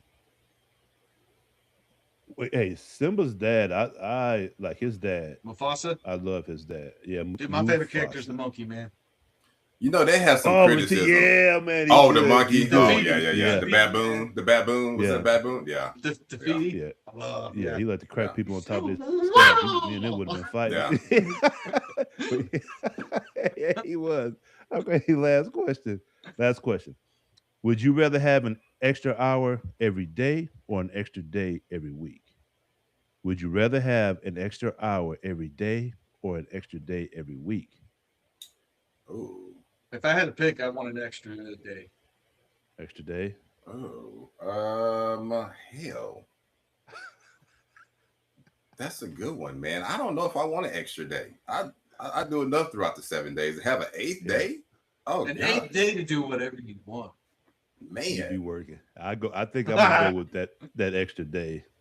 I thought Huh. about the hour because hours like okay, one more hour. I mean, yeah, it could be beneficial, but the whole 24 hours.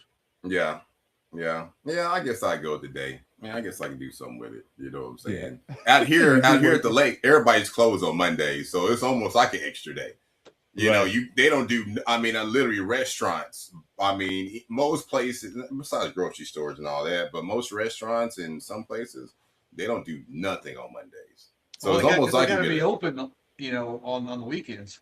yeah, Mhm. yeah. Well, it's crazy out here because they close on Mondays, they're crazy on weekends, but then they only work 8 months out the year. You know what I mean? Mhm. Like normally places are done after November. They're shut down. Restaurants are shut down until next year in May or maybe a month before May. You know? Mhm.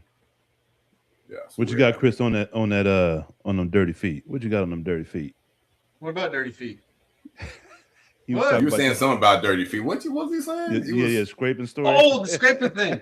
yeah. So I used to get these really bad bumps on my arms, right? And I've noticed that whenever I eat a lot of wheat when I have wheat in my diet, I get bumps on my arms. And so one time I was in there and I was like, man, I want to get these bumps off, And so I saw this scrubber my wife had, and I never used this thing. And I Dude. felt it. I'm like, dude, that's gonna work. So I'm in the shower and I'm scrubbing. I'm like, oh, it feels so good. Just scrape everything off, both arms, man. I scraped everything. It was baby smooth. And then, like an hour after I dried off, my arms were on fire. Oh, And I man. had scraped. I didn't realize at the time it felt good. I was in the shower, the heat, but it felt so smooth. I was Oh dumb, dude. my Dumb, goodness. man. Oh my goodness. Your wife's probably like, if you I don't came put out like my after I'm like, foot "Buddy." scraper down. Oh, my arms, dude. You can see it too. They were just Oh, pure man. red, fresh skin. Scraping Oh. all that, Everything scraping off. all that flesh off. Just scraping it Oh. off. That's funny. Ken, you got that Sometimes I'm not the spotlight, King? brightest. Wow.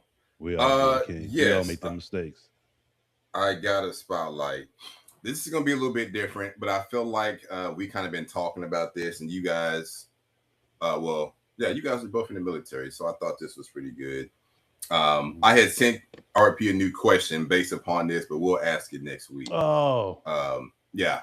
You know, it's if you method to told my me that, King, madness, I bro. would have did it, man. If you'd have told me, I would have did that. I didn't know you had a second part to it. So let me go with this. This is the story. So in summer of 1917, the United States had just entered World War I. The all-black 24th Infantry Regiment, known as the Buffalo Soldiers, were sent to guard the construction of Camp Logan near Houston, Texas. Instead of being welcomed, they faced constant racial hostility. White civilians insulted them and attacked them. Houston police frequently harassed and beat black soldiers. Segregation and Jim Crow laws meant they had almost no legal protection. The spark. So on August 23rd, 1917, a black woman reportedly been beaten by police. Corporal Charles Baltimore went to investigate. Baltimore himself was beaten, arrested, and rumors spread through camp that he had been killed. Fearing a white mob was coming to attack them, about 150 soldiers armed themselves and marched toward Houston. During several hours of confusion and gunfire, 19 people died, including civilians, police officers, and soldiers. The trial. What happened next became one of the most controversial military trials in U.S. history. 110 black soldiers were convicted of crimes including murder and mutiny. The trial was rushed. Many defendants had little or no legal defense. Some convictions relied on coercion testimony and broad theories of collective responsibility rather than proof that each individual committed a specific killing. Historians and later Army reviewers concluded that the proceedings were fundamentally unfair. Were they murdered or sent to prison? 19 soldiers were executed by hanging. The first 13 were hung just one day after being sentenced, without any appeal review. 6 more were executed in 1918. The remaining convicted soldiers received long prison sentences, including life imprisonment for some. The execution became the largest mass execution of U.S. soldiers in Army history. What later changed? More than a century later, historians, legal scholars, and descendants argued the soldiers had been denied fair trials because of racism and serious procedural failures. In 2023, the United States Army officially set aside the conviction of all 110 soldiers, acknowledged that they had not received fair trials, restored their military records to honorable services without possibility. The story of the 24th Infantry isn't simply about a riot. It's about what happened when disciplined soldiers served a country that denied them equal rights, were pushed to a breaking point. Whether listeners see the men as murderers, victims, or of injustice, or something in between, one fact is now official. More than a century later, the U.S. Army concluded the trials themselves were fundamentally unfair and erased the convictions. So if you guys would allow me to, I was going to read the names of the 19 soldiers who were executed, right? Please do. All right. So number 1 is Charles Baltimore, or Corporal Charles Baltimore.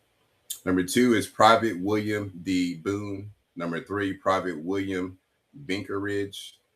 Corporal Lenore Brown. Private Babe Collar, Private Ira B. Davis, Private James Divins, Private Thomas C. Hawkins, Private Frank Johnson, Private Thomas McDaniel, Private Pat McWhorter, Corporal Jesse Moore, Sergeant William C. Nesbitt, Private James Robertson, Private Joseph Smith, Private First Class Carlos Snodgrass, and Corporal James Whitley, Private Albert D. Wright, and Private Ryzen Young.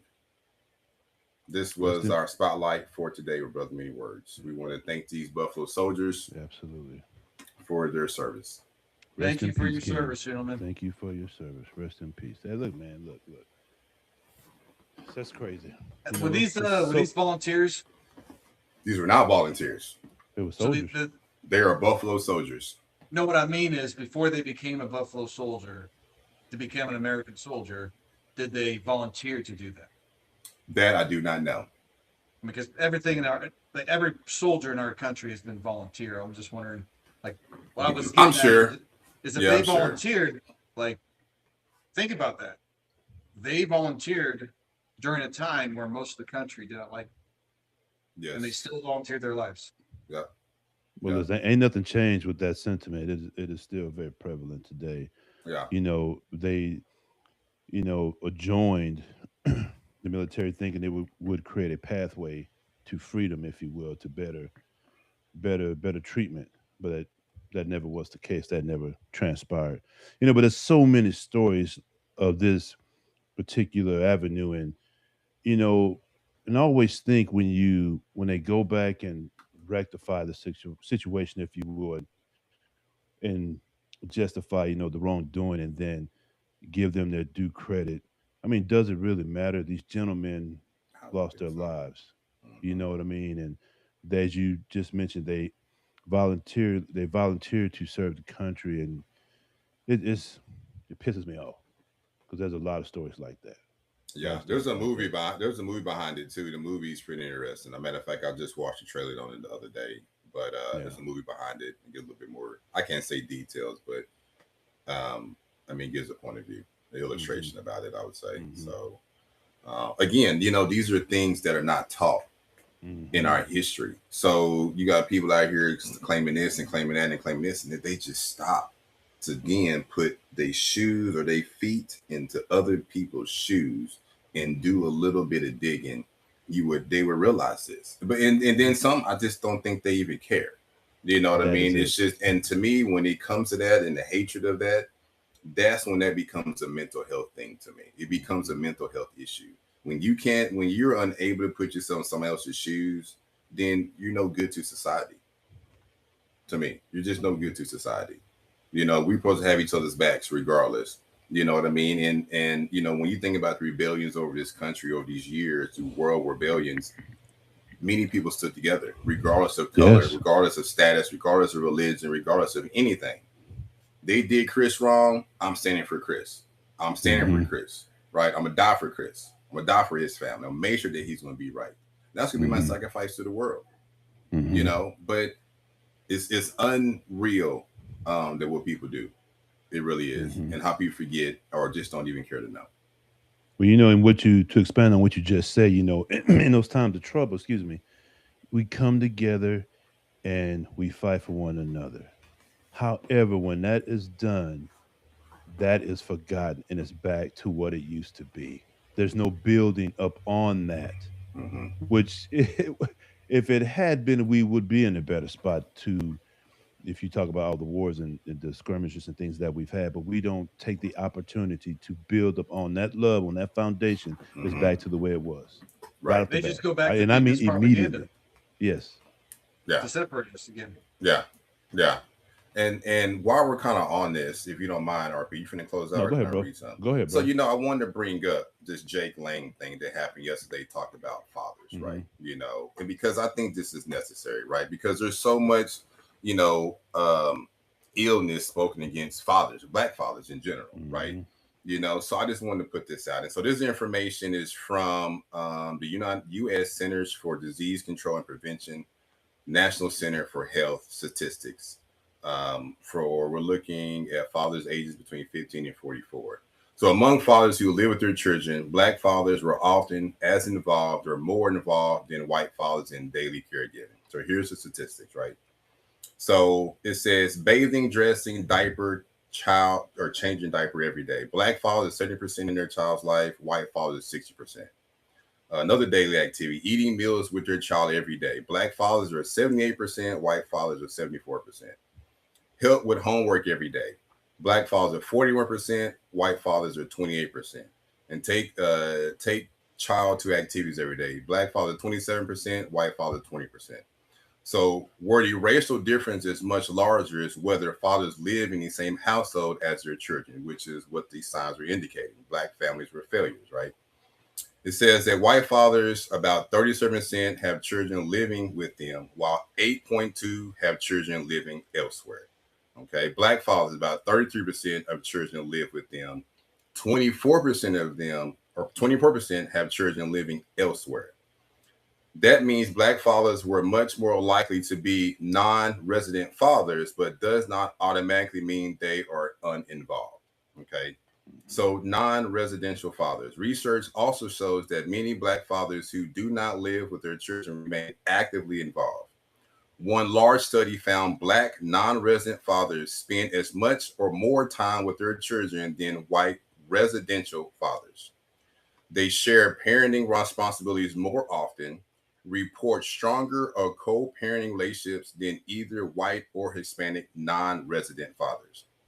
So it says that in here, one of the biggest myths in America is that Black fathers do not care about their children. The CDC found something very different. Black fathers are less likely than white fathers to live in the same home with their children, but among fathers who do live with their children, Black fathers were often the most hands-on, more likely to feed them, bathe them, help them with homework, and take them to activities. The stereotype confuses household structure with father involvement. I just thought that was important and necessary, because again, that's out there every day. Then, based upon the propaganda that was posted a couple of days ago due to BET Awards, it's just false. It's false, but so many people would believe that because it's been pushed into propaganda, and it's just time to put the truth out. You know what I mean? It really is. For one, we need to stop separating things. Period. We need to stop separating. Well, things. When you separate it, you can't even measure it equally because for one, there's more white people in America than there are Black people. So statistics are going to be different. Right. But just to simply can constantly state that, they're not involved and they're this and they're that. Movies and propaganda puts that out there. Yes, they do. Well, that's where I was going. It's the propaganda, and it's where they focus on, and most of the news outlets and people focus on inner city where it's poor, right? A lot of gang violence, a lot of things going on. That's not all the Black people in America, but that's where they pull from. That's what they focus on. Yeah. You'd be surprised at statistics that they won't have white statistics, but they have Black statistics. It's crazy. All the time. And matter of fact, and Tyler Perry, I'm not a big fan of Tyler Perry. I don't watch any of his movies because all his movies deal with the statistics, the negative statistics, right? If you watch his movies, it's always the mad Black woman or the Black man who cheats. It's never at home. I mean, it's ridiculous on his movies. Made him a billionaire, King. Oh, it made him a billionaire, yeah, because he uses the propaganda as a standpoint. You know what I mean? And again, that's just a sad case. Again, it really is. But I'm with you, Christopher. We just need to stop. But how can we stop? You know what I mean? It's a big machine. It's a big machine. It's a big machine to dismantle. Yeah. The problem is my view of the world is I don't watch a lot of news. I mean, I do pay attention to events. I don't have CBN, Fox, and I don't really watch a lot of movies either. So my perspective of the world, like I take it from what I see, right? And the people I know, I don't see that. I see it. To me, it's equal. I see just as many Black guys not take care of the family as I see white guys not taking care of the family. Yeah, and that's the thing about it too. It's like, you mentioned the word "see," and I feel like, and I know what you're saying, so I'm not trying to disregard that, right? But it's feelings. I think seeing can deceive us. Our eyes deceive us all the time, right? Because it's based upon our environment, right? You know what I mean? Like I can look into RP and look over his right shoulder and say that bookshelf is brown. And then Chris will say, no, I see some Black in there. That's seeing. We're both looking at the same thing, but our perception is totally different, right? So I go off of feeling, you know what I mean? And so, and then over time, people expose themselves through the feeling, the concept of feeling. Because even if I'm looking at you, it's going to be hard for me to see your exposure because I'm not looking for that, right? But when I feel things that even though over time, because that's how friendship is, I feel like, right? I see you as a friend and you become that friend and I negate your red flags or the red flags that pop up because I'm not using feeling. I'm using my feeling, which is your aura based, you know what I mean? And so, but I think we just need to come together. And here's the hardest part, right? Is that I would say our light-skinned brothers like Chris and like Nick, if you believe in us and you believe in things and you believe in equal opportunity and equal rights and we don't see this and we don't see that, then these are the things that should be outspoken within you, right? Within you, because you see that, oh, I like King Mackie, I like King RP, but these are brothers that I'm concerned about their life and their family's life because I'm looking at history and the world itself, right? And when people don't stand up for what is good, this continues to fall. It continues to go. It continues to let evil prevail. And somebody's got to do something about it. You know what I mean? Like the podcast is just a start for us to come together. Sure. You know what I mean? But you getting on here and me getting on here and saying, no, that's not right. And Chris saying, no, that ain't right either. And Nick saying, no, that's not right. Why? Because I know these men. I know these men as fathers, as men, as veterans, as law enforcement, as this, as that. So I stand with their families. Chris knows my daughter. Chris knows my daughter. Nick knows my daughter. They know my kids. They've been in my home or I've been in their home. You know what I mean? You know, and Chris even told me a story too, and I hope he doesn't mind me saying this, is that, you know, he's had people who are light-skinned brothers and sisters who have dark-complected friends, but still use derogatory names against them. Like, where is the truth in that?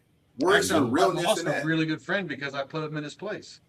Yeah, he told me that. He was talking about Asian, and he didn't like that Asian was cooking his food. And I just told him flat out he was wrong. That was our last conversation. I don't like him cooking my food, but you're in an Asian restaurant.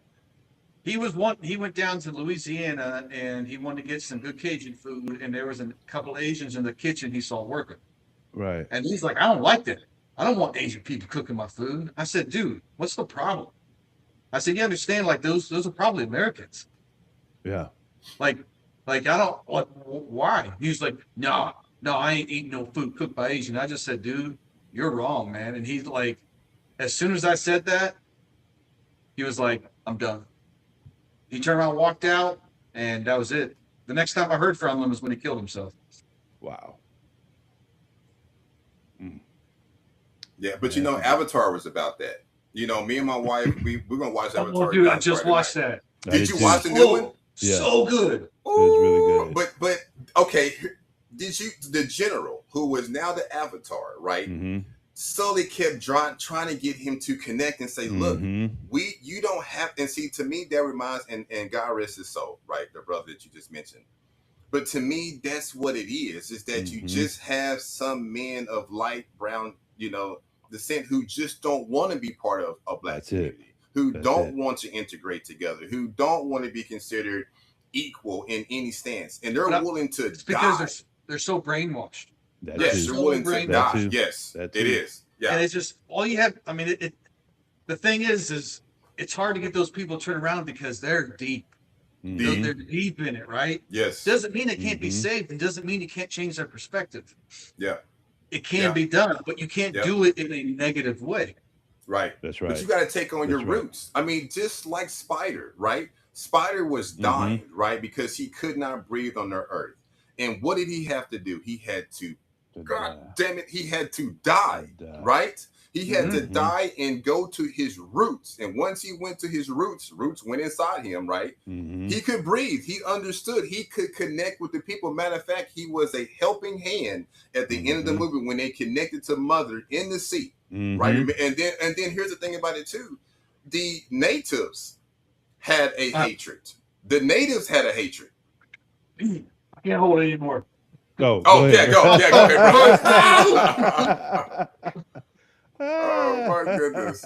But yeah, anyway, but the natives had the hatred, right? Sully had to bring her back and says, I hate the pink hands or the pink pale people, whatever she called them. And he's like, well, I was that. That. Your kids are that. So, you know, we can't even promote hate either because it takes us overboard too, right? And we need so-called other people, foreigners with pink skin, whatever you want to call the people based upon the movie. We need everybody. We need everybody to be able to connect. But you know what the biggest thing about it is that you have to go back to your roots and accept your roots. Yes. And then once you do, you become a light and become part of the greater than the lesser. Yes.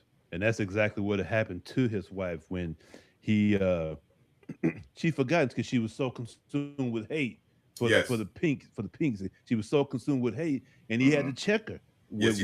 Because I am of that. Your children are of that. And it wasn't until she seen that Spider was willing to give up his life that for Yes. them, that she was like, Yes. okay, I was wrong in that regard. Yes. Now, True. the opposite side of that, Scully's father, to what you guys were just talking about, he was so ingrained, so deeply embedded into that thought process, Hmm. into He everything that couldn't see it. was to keep. He Right. couldn't see it, that he even died He for it. committed suicide. Committed suicide. He fell off the ridge. Absolutely. He even couldn't. even Mhm. though Sully just saved his And son, the both of them. yes, yes, yes. But that's like Chris is saying. I mean, it's so deep rooted. It's hard to get Yes. out. I mean, it It's hard really to get is. out. And like I said, look, I can't. if there ever became a race war on both sides, it's gonna have to be this. If there ever became a race war, there's and I hate to put this out here like that. Maybe I'm wrong for saying this, but black people have to check their own and kind of take out their own to make it right. And it's gonna have to be both sides. Quite See, right possible. now, when I look on Facebook, everybody blames each other. Well, black people, you guys are doing this. You guys are black on black crime and doing da da da da da da da. Everybody's so busy trying to tell everybody else what they need to be doing. Stay in your lane, right?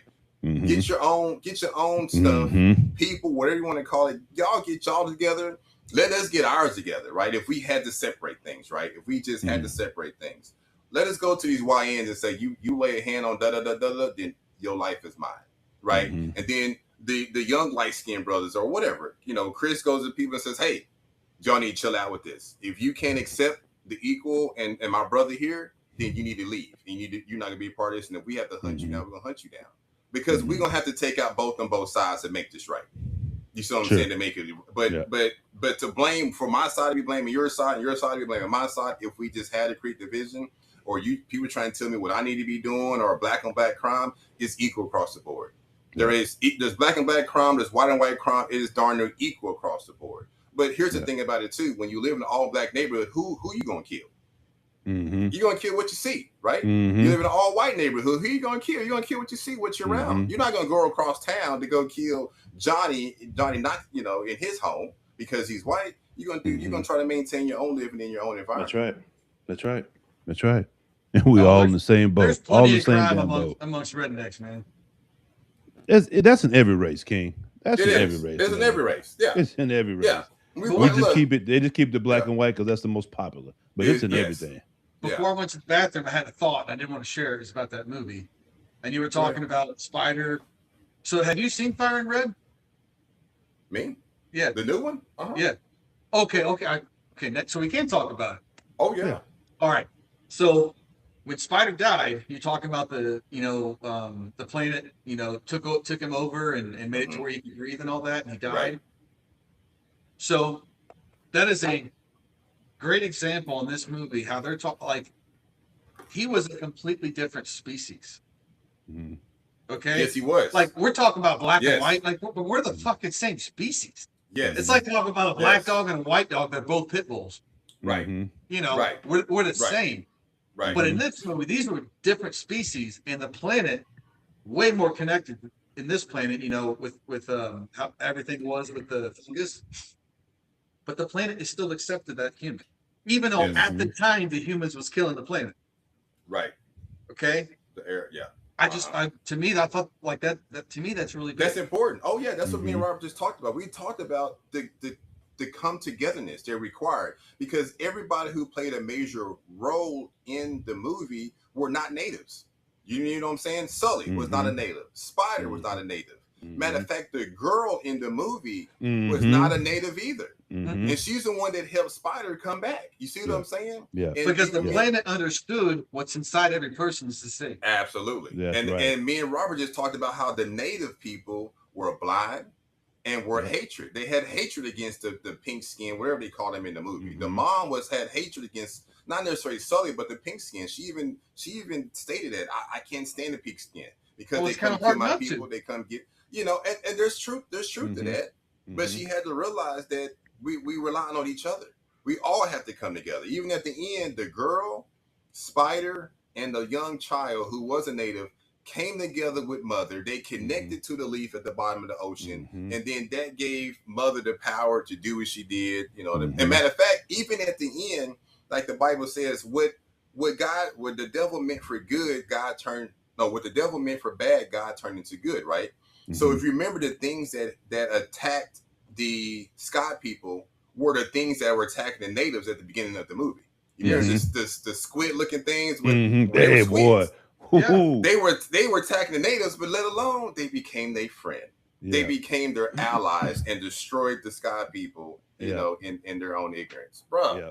And there's a lot of symbolism. There's a lot of symbolism in that too, because you mentioned about, you know, in your own neighborhood, you know, you check this person, that person. Well, even the avatars within their they hated one the another. Fire people. Yeah, Yes, they hated. I mean, with a passion, just killing people like it ain't nothing. But it took, what do you call him? Turok, you know, the big bird. He had to get on. They had to call back the big dog.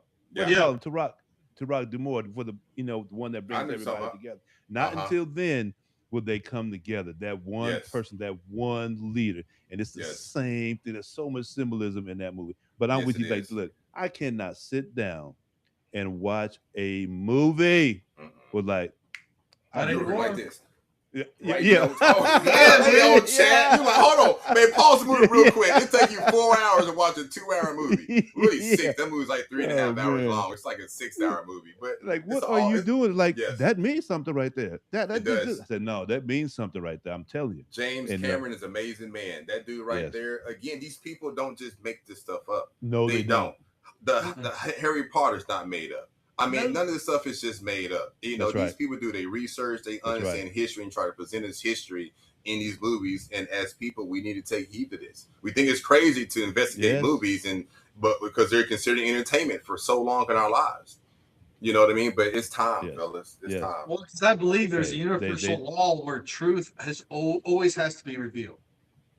No matter what. I don't know where that belief comes from, but I believe it. I believe I think it's a universal law that truth always has to be revealed no matter what. But how that truth is revealed doesn't, you know, and that's what a lot of it is in movies, and they reveal truth in movies to make you think it's not real. Right. You know what I mean? Yeah. Yeah, it's gonna come out eventually. I'm a patient man. I know Ruth mentioned that as well. It's going to come out eventually. It's just inevitable. Some way, form, or fashion is gonna come out. Kings, hey, listen, brothers, that was good, man. That was a great podcast right there. Fantastic. We're gonna get on out of this thing. Anybody got anything special they want to say? Love you, Kings. Hey, Chris. Chris is my Sully. Yes. That's my Sully. Hey. That's my Sully. Yeah. Let's go, bro. Let's go. We thank all you beautiful people for joining us here today on Open Mic. Drop your thoughts in the comments. Share this with somebody who values meaningful conversation, and join us next Wednesday as we continue building through wisdom, experience, and purpose. We're also on Facebook, Spotify, Apple Podcasts, Instagram. What am I missing here? YouTube, of course.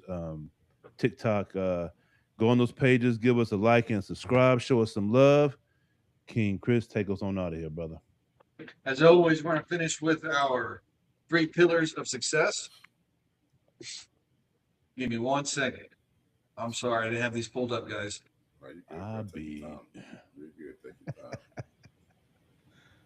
Faith, trust in your own power. Believe deeply in your purpose. Build unshakable confidence through action. Dedication, show up when no one's watching. Stand firm in your commitment to grow. Put in the reps mentally and physically. And lastly, discipline. Forge your character through consistency. Set your code and follow it without compromise. Control your impulses. Command your results. Much love, Kings. Peace. Much love.